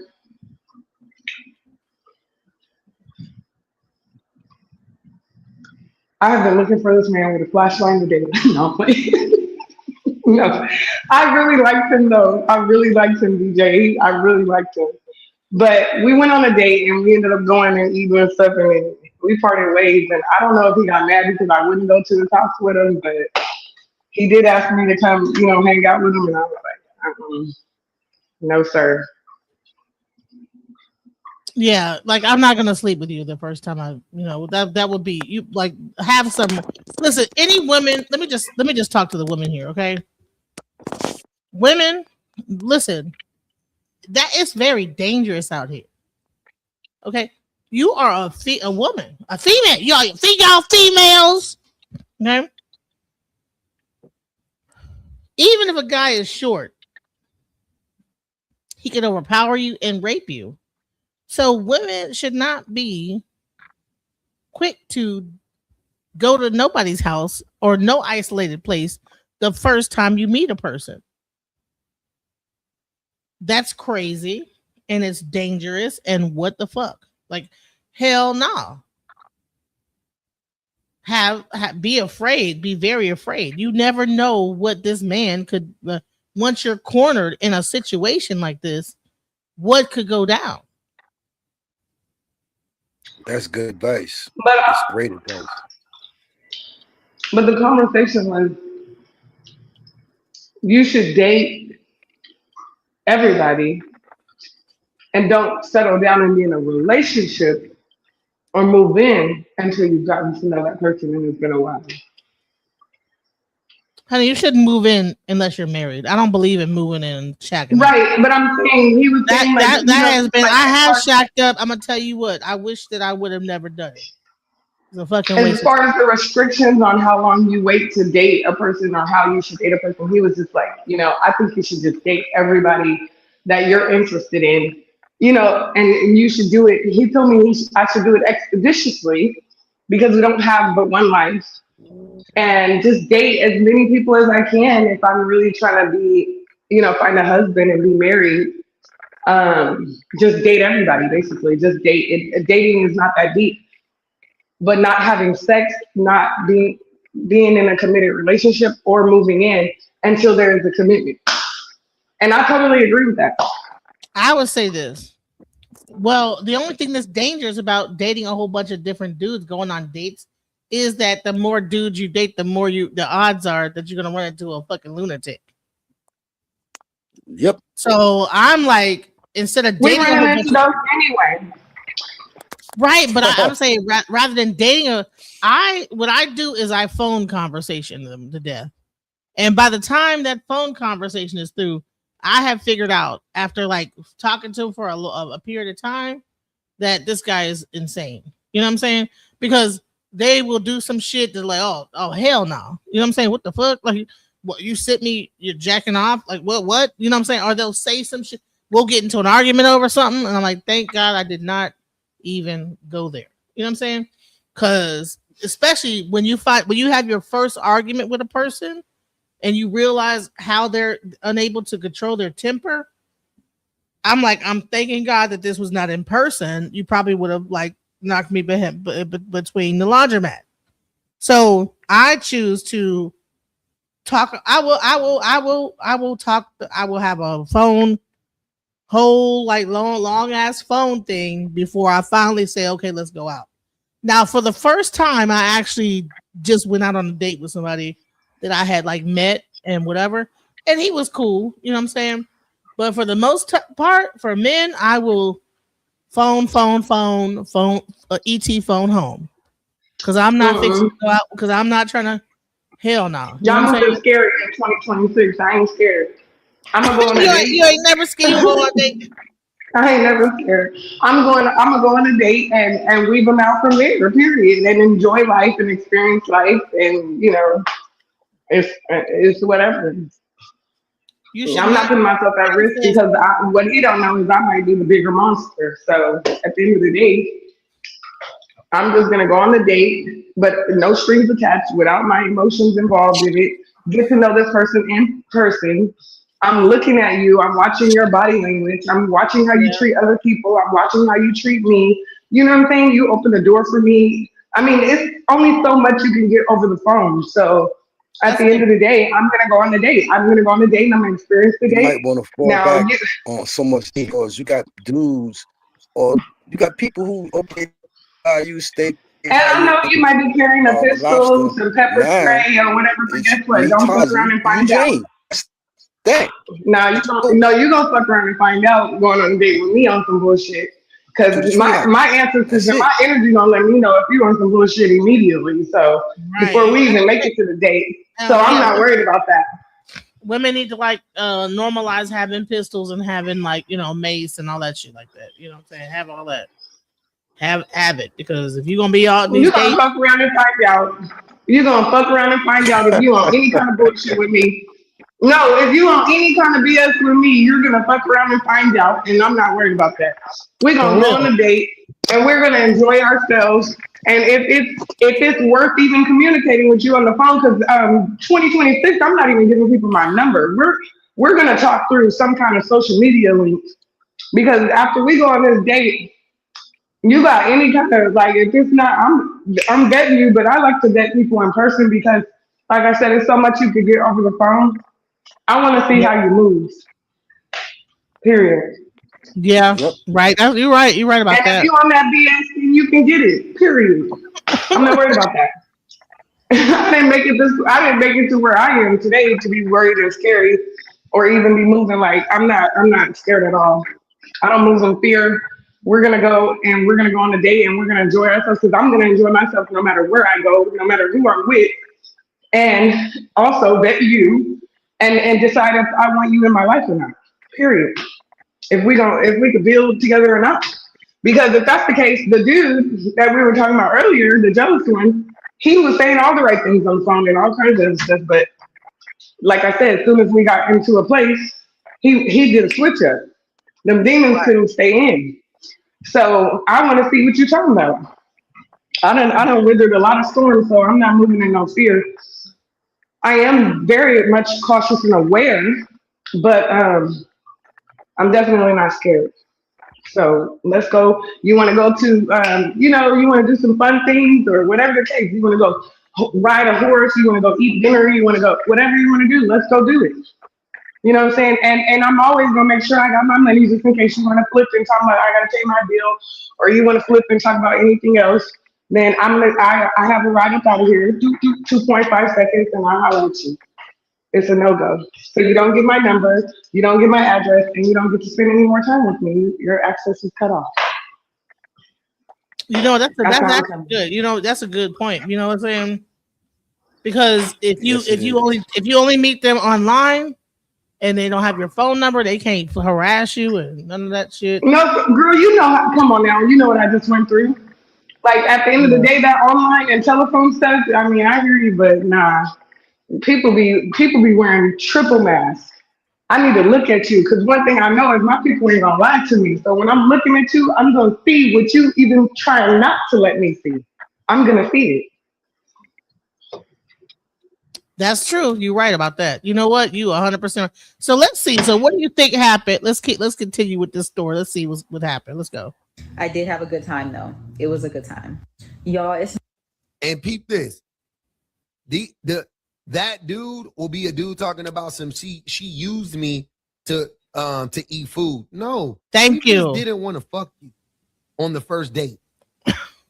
She probably would have ended up fucking you later on. Later on down the line. If you just wasn't so goddamn lustful. Hold on. Blocked on the phone, honey. You can look up a person's phone number and find out where they live, babes. So Angel's right about that. You know, yeah, don't give them your phone. You can get my social media, but not the phone. Call me on IG. But the phone, you could most of us got plans, you know, unless you got like a burner phone. But if you do talk to somebody on the phone, get like a fake number. Don't do the real phone number because they can find out where you live and everything. Yeah. Because I done looked up people's phone number, found their whole layout, like how many felonies they had. Trust me, fucking around with me, if I got your phone number, I know your whole background. Because I got people, I can okay, this is so-and-so, this is the phone number, this their name, everything. And by the time I'm through, I know every house you own. If you're divorced, if you're married, I know how many felonies you have. You have kids. I got listen. I got. You're the queen of background, huh? The background check. Okay. You okay. Give me your phone number, and I know your whole life. I want to address the comments. I'm just gonna say one thing. Y'all moving on some scary shit in 2026. We are at risk every day that we live. We are at risk when we go grocery shopping and buy some of this fake ass food. Like at the end of the day, you know, you don't have to agree with how I'm moving, but I'm moving like this. You know, I'm just saying, no, I'm not no Tupac hit 'em up and all that other stuff they put in the comments, but definitely I am not on no scary shit. I'm at risk every day that I breathe. And guess what? I'm still living my life, period. I'm gonna live my life. Right. Abe, you know what? Shouts out. You know what? I might go ahead and take on some of your things. Maybe I do need to meet. Okay, but I'm gonna tell you what. I done met a few people online. I was like, damn, I'm glad I didn't actually meet you in person, nigga. That you a lunatic. I mean, yeah, that's why you have a phone conversation. But I'm saying, if you decide that you want to move forward, why are you gonna be like, oh, I'm gonna vet you a couple of times on the phone before, because because you could be this, you could be that. A lot of shit can happen. You could walk outside and get hit by a car. At the end of the day, right? I'm not saying just like every person that you meet on the phone or online you meet up with. I don't meet people online and on the phone. So if I'm out and my son is playing basketball and, like how that situation went, yeah, I'm gonna go, boom, we can meet up. Now you start talking about, oh, you want to pick me up from my house? No, I'm gonna meet you there. Send me to Addie. Oh, yeah, straight up, I'm gonna meet you there. I'm not. You don't get to know where I live at. Yeah, I'm getting my own vehicle. I'm not gonna say I'm moving just loosely. I'm cautious and aware, but I'm not gonna be like, oh no, I'm not gonna go because I might not have a good time. I'm gonna always have a good time because I'm in my energy. When I go somewhere, whether even if you were to walk out and leave, let's say we go meet up and we're at let's say a little carnival or something, and you decide you want to throw a tantrum and leave. That's not going to shift my energy. I'm going to enjoy this carnival and I'm going to go and go home. You're lost. You dropped the bag. I know what I'm coming with. So it's not shifting nothing for me. And I'm not saying that I'm absolute or right. I'm just saying this is how I'm moving. And I've learned from my lessons. You're not shifting nothing. We're going to go hurry up. The cleanup crew is going to come in and get that out the way before it causes any more damage, and we're gonna keep going. We outside. We were not designed to hide. Like he told me we hiding our pictures. I'm not ever hiding. We were not designed to hide. I'm not gonna hide in the house because I'm scared of how people are moving.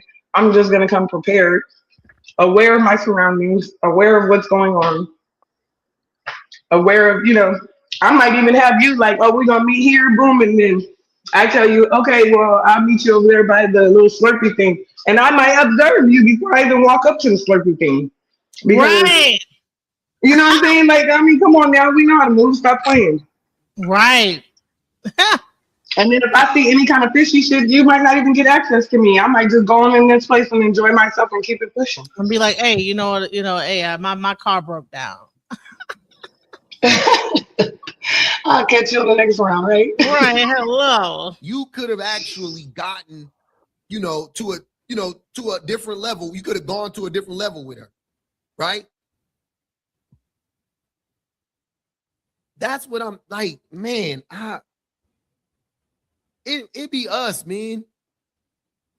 It be us. If you don't see the problem in what just took place, I don't know what to tell you. Because that right there would be a humongous turnoff. Man, let me put it into a way maybe y'all will be able to understand, right? The way y'all like to lie on women and talk about how women want to use you for your money and all that stuff. Okay, so imagine, same scenario, you took her out already, right? You ask her where does she want to go? And after that, she names some swanky place that costs $100 a head to get into, and the drinks cost $50 a pop. I'm just making it, to make it extreme so you can understand what I'm saying. What would you feel? Or what if she said, let's go to the mall and go shopping? Or what if she said, let's go to Chanel, buy me a bag, buy me some perfume, something like that. Anything like that, right? Like, wouldn't it give it away instantly? Like, yo, that's too fast. If this would, listen to what I'm saying. If this was y'all 50th date and she said that, I'm sure you would look at it completely different. It's your first date. Context matters. If my wife says, hey, babe, let's go to Louis Vuitton. I want you to buy me a bag, or I want to buy a bag or whatever right now. I'll be like, bet. Can I get one too? Because I want the Louis Duffel. Cool, let's go. I know my wife is down. I know she's not using me for my, you know what I'm saying? Like, I wouldn't think anything of her. I'd be like, cool, bet. If she would have said that to me in the first month of us dating, I would have been like, red flags. What the fuck are you talking about? That's a weird thing. Let alone the first date. But guys do that all the time. I'll make it even. Guys will just reveal their hand. Like, I want some pussy. Right. Like, just straight up, like on some like, oh, okay, yeah. And then we supposed to be like, and then, oh, you just wanted to have a meal. No, you just wanted some pussy, and it was very obvious, and you just didn't have no crumbs about just coming at me on some pussy. I'll slow it up a little bit.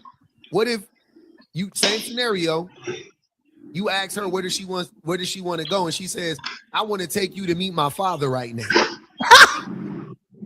What the fuck? Nah, I'm good. That's weird. That's a lot. For the first, that's a lot. No, I'm not ready to meet what? Your dad. No, I had a dude do that. He told me. Go ahead. He told me he wanted me to meet his family, and I was like, no, I don't really feel comfortable meeting your family. Like, I'm still trying to get to know you. Do you know this dude tells me we were supposed to be going somewhere, going out together. He pulled up to his mom's house, and he's like, come on. I'm like, no. And he's like, yeah, I want you to meet my mom. I said, so you're going to try and force me to meet your family, and I just told you I don't want to meet your family. Like, you're weird. Weird.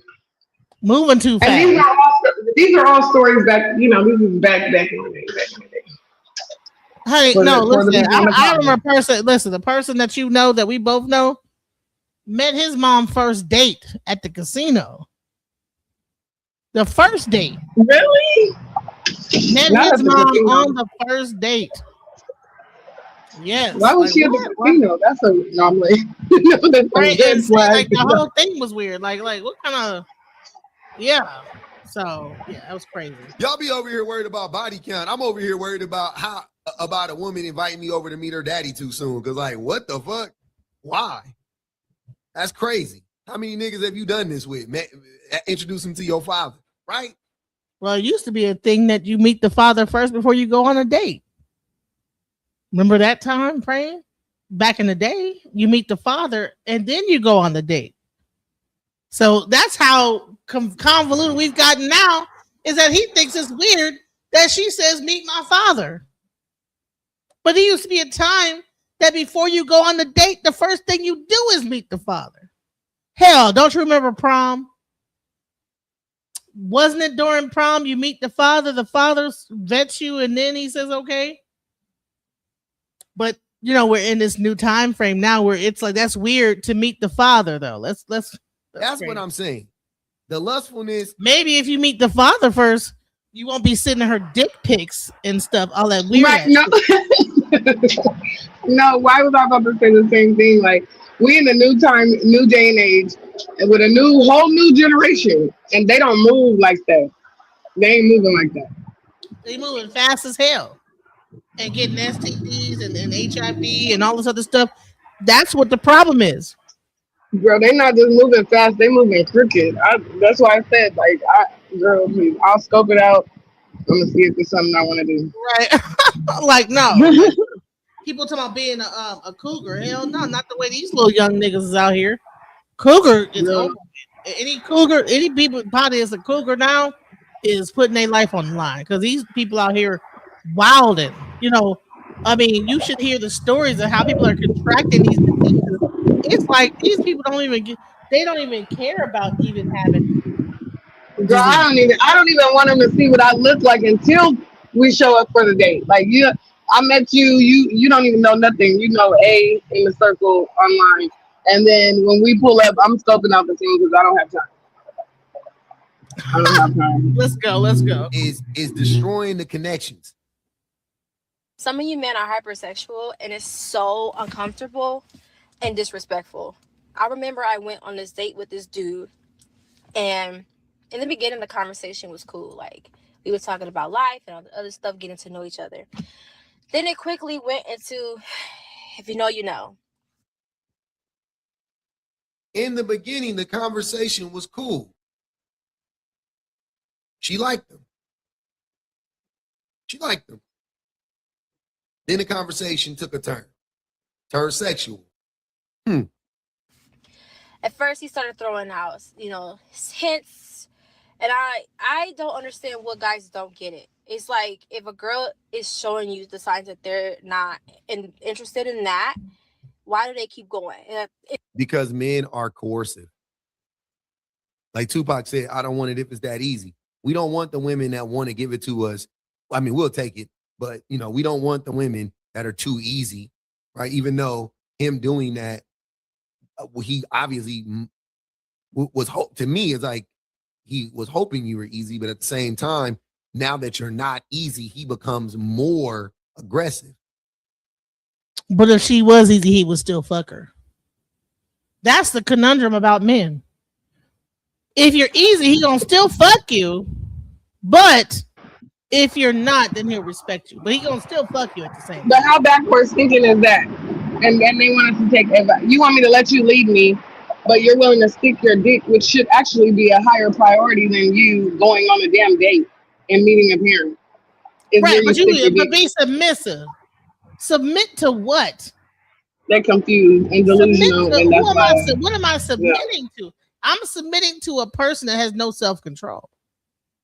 That at any moment that you have like this whole thing within your body, that if I said I would fuck you, you would fuck me. But if I said no, then I guess you respect me. But how many other women that you would probably even fuck that said yes, but then you want to come back to me, the person that said no, and then be still fucking other man? They're gonna be messing with those females in the background while they try to get to know you until you're willing to give it up.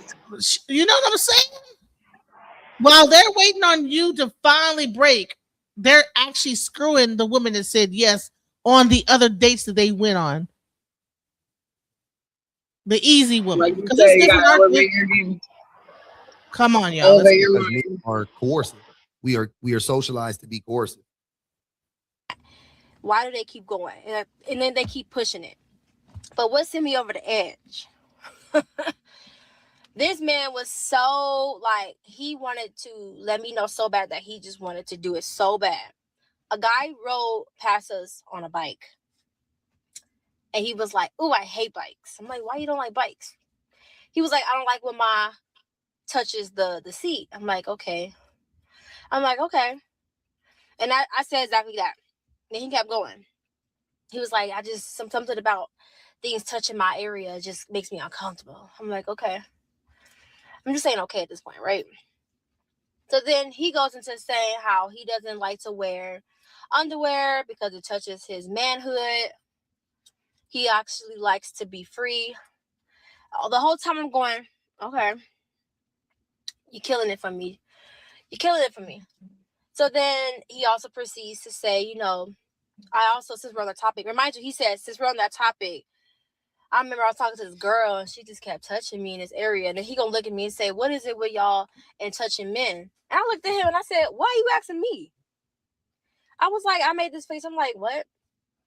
And he was like, does that mean like I don't get hints? I don't get these hints. Like, if you want it, just let me know. Remind you, I'm not even engaging in conversation at this point. This is how the conversation is legit just going. And so I'm just like, dang, like, you was a cool dude until you started talking about that. And then after that, we left because I'm the type of girl, I am blunt, but I also care about my safety. So I didn't want to be like, you know what, this conversation is over. And then he followed me to my car and do something because he's mad that I said the conversation is over. So I kind of let it play out or whatever. So then when we left or whatever, he texted me because I wasn't going to text him at that point. So he texted me and was like, hey, you want to hang out again tonight? And I said, and do what? And then so he was like, what you want to do? I said, you asked me. He was like, well, it takes two people to come up with plans. No, it don't. You asked me. So then he was like, you want to come at my house or do you want to do something adventurous? I said, well, they love to come to somebody's house. Men. The lust will do it every time, y'all.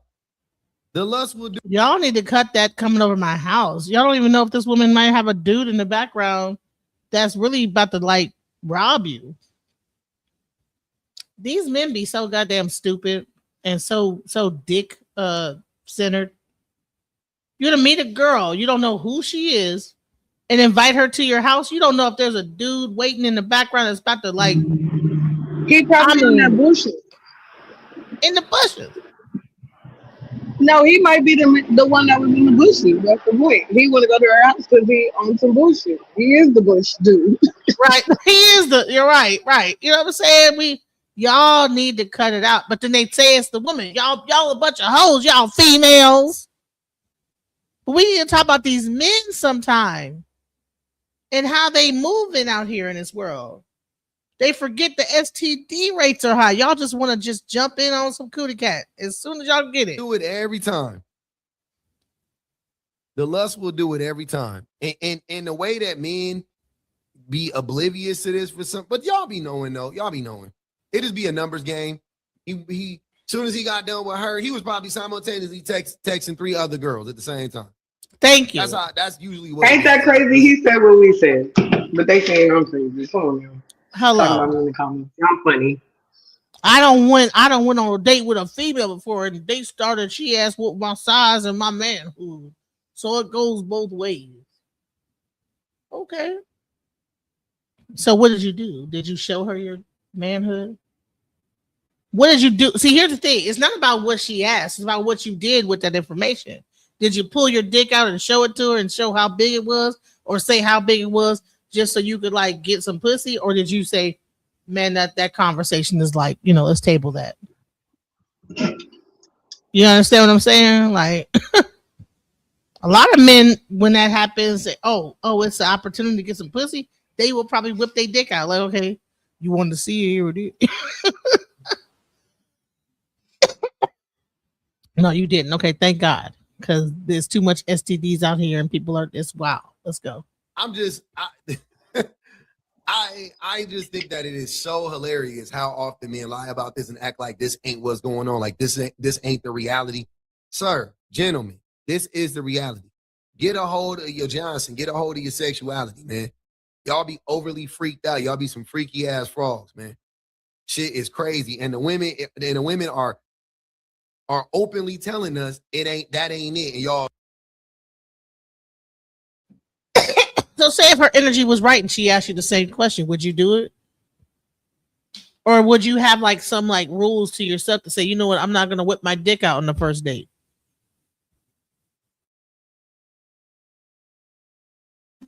You see what I'm saying? If the energy with y'all was vibing, y'all doing good or whatever, are you going to still hold yourself to that same rule? Or would that be the exception to the rule where you would whip it out and say, yeah, it's like this. Like say y'all having a great time y'all vibing, y'all just at the other said, man, let me see your, yeah. Would you be like, oh, yeah. Or would you be like, no, we ain't, let's table that for the moment. That's the part that I'll just be questioning. Like, because like I said, men will say that women are hoes, but men also don't have as much self-control. If men exercise self-control as much as women did and everything, and we just was just all like having self-control and the STD rate will be down, everything would be a lot different. And I mean, the birth rate is already down, so a lot of this is really like not even happening on a higher scale as what we're talking about. But for those that are, that's where you get your STD rates. That's where you get all this other crazy stuff because there's people that's wild out here. Like, I'm gonna make it fit. Because y'all like coercing women. Y'all like sleeping with women who don't want to sleep with you. That's really what it is. Right. So listen. All right. So I wanted to I'm about to wrap this up because we've been here for like hours. All right. This has been a great show. Man, we're damn near hitting on damn near about to be 4 hours. So I want, I know y'all got a Saturday, it's like 5 o'clock. You probably want to get out and do something. But let's get some before I get the final words. I just want to just say this, and I really appreciated Miss Kit for what she actually said in her video. Okay. You can call me a feminist all you want, but I believe that we need to start having more standards. Women need to have more standards. Men need to have more standards on who they're sticking their dicks inside of. We all need to give a fuck. We need to start giving a fuck. You know what I'm saying? Because it's too much going on out here. Too many kids being born out of wedlock. Too much STDs out here. Too much of just debauchery. And who gonna fix it but us, right? So let's talk about compromise. Let's go. Eartha Kitt? That's not for me to decide. Can anyone live with Eartha Kitt? That's not for me to decide. That's for someone who decides to live with me to decide. Not for me. But are you willing to compromise within a relationship? To compromise? What is compromising? Compromising for what? Compromising for what reason? To compromise? For what? To compromise. What is compromise? If a man came into your life, wouldn't you want to compromise? Stupid. A man comes into my life and I have to compromise? You must think about that one again.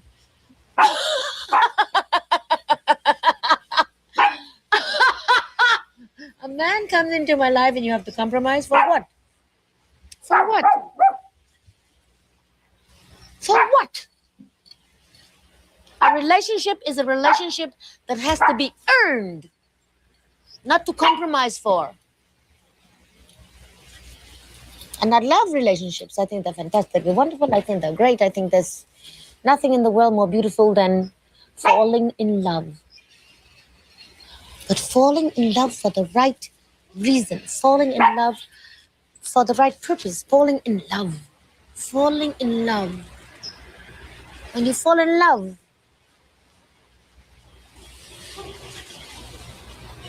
what is there to compromise about?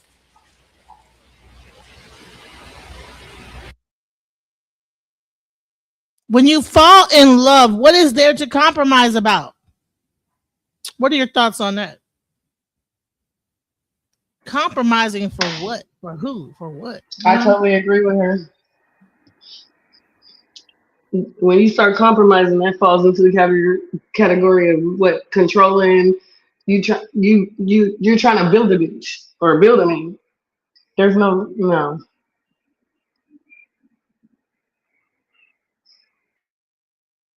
I think that compromise, we meet each other in the middle, and we can work together. But why would I compromise anything. When something is compromised in the military, that means that this is tainted. That it is, you know what I'm saying? When something is compromised in any other situation, like say in business something is compromised, that's not a good sign. To compromise anything is not good. Let's go. Isn't love a union between two people? Or does Eartha fall in love with herself? I think if you were to think about it in terms of analyzing,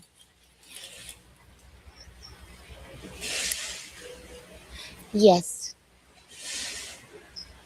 I fall in love with myself and I want someone to share it with me.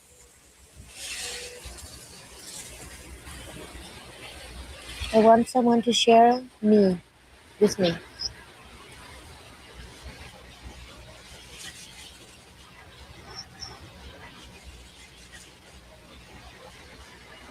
Has that happened? Bye, Waylon! Bye!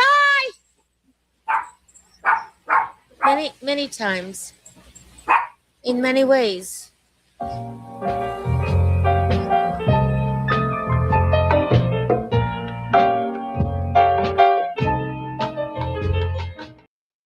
Mm. The crowd wants to know if you're gonna do a part 2.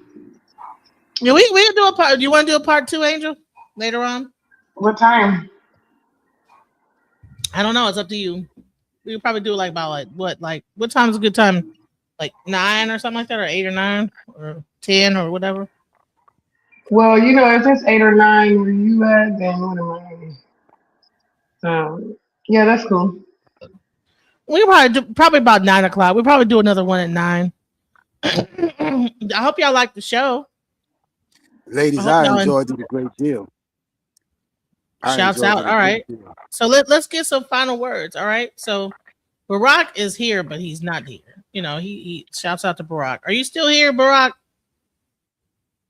No, he's here, but he's not. He's probably listening. He's probably at work. So James Harlem, give your words to end this show. Well, once again, this has been a great broadcast. It's been thought-provoking. We don't have all the answers, but we are seeking for some understanding, and that's a good thing. As far as compromise, the last thing that was spoke about, okay, we together, we moving forward together.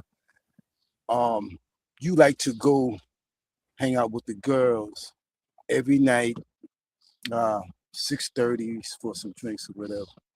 Okay, I need you, because I love you, to be with me more. Because I have to go to work at a certain time, and the only time I got to spend with you. So the compromise would be, okay, I'm gonna have to spend a little less time with you girls because my dude needs me. And this is the only time frame that is gonna be conductive to us being together. His compromise was allowing you to do that, even though he wanted to be with you at that time. He just wanted to make you happy by you doing what you wanted to do, but it started to affect them. You guys come together and express your thoughts to each other, then you form a compromise on what could be done so both of us can be more satisfied. All right, so that's your final word. As far as compromise, there are moments in life where there is some compromising to be done. All right. Until 9 o'clock, right? What time you coming back? About 9 o'clock. We're gonna come back and talk more about this. Yeah. Angel, what are your final words? Angel? Okay. I'm here. I just want to say it's all love on my part. We live, we learn, and that is the whole purpose As far as compromise, I'm gonna touch on that, and I'll be ready for you guys at 9:00. All right. So you're going to, okay. So you're going to touch on compromise at the 9:00 show. Okay. I mean, unless you want to do a different subject. I mean, since we ended on that note, why not dig deep into that? You know? Right. So you know what we should do? Okay. So the next show is going to be, should we compromise in a relationship? And what's your perspective? So that's going to be the subject. All right. It is, should we compromise? Or is compromise? No. Me, Tarzan, you, Jane, you Cook. Oh Lord, is compromise? So the next show will be, is compromise important in a relationship? Is that a good subject? Yes. James, that's your perspective though, because see, I dated a chef, baby. I was with him for 7 years, and he cooked for me. So yeah, most men are better cooks than women half the time anyway. I mean, the whole chef industry is filled with men. So yeah, I cook pretty good myself, and I've been with women who couldn't cook as good as me, and I didn't mind making most of the meals. It's just you got to show some effort sometimes to cook something. Yeah, I like now you're tracking back on your word. I mean, I thought it was you cook. See, even in Africa, like, you know, certain tribes, like the men are the one that cook. But this is like, so you compromising right now. Hey, we'll talk about that more 9:00. All right. Listen, much love, guys. Thank you guys for being with us, man. It's almost been 4 hours. It's been 3 hours and 40 minutes. Shouts out to those who stayed. Much love. Make sure you hit the like button and subscribe if you have not. You know what I'm saying? If you can, next time, you know, donate to the channel. You know, if you're on like the mobile, I think it's like a super like or something like that. You know, that you can like give like a little bit of you know what I'm saying, little gifts to the channel. And I appreciate those gifts because it keeps the channel going. Because I got to pay a bill every month for StreamYard, and that helps me to keep it going. I appreciate everything. Much love to YS Millennial, my favorite mod. Peace out. And also Sakaya Israel. He's also my favorite mod. So much love to the mods. Much love to Nightbot. Peace out, guys. Have a nice day. Just when I thought I couldn't find my way out, yeah, I searched the God in me to find my way out. I know it can seem way out, but the Creator flows to and through me from way out. I'm talking way out, yeah, yeah, yeah. See, if you believe in the God in you,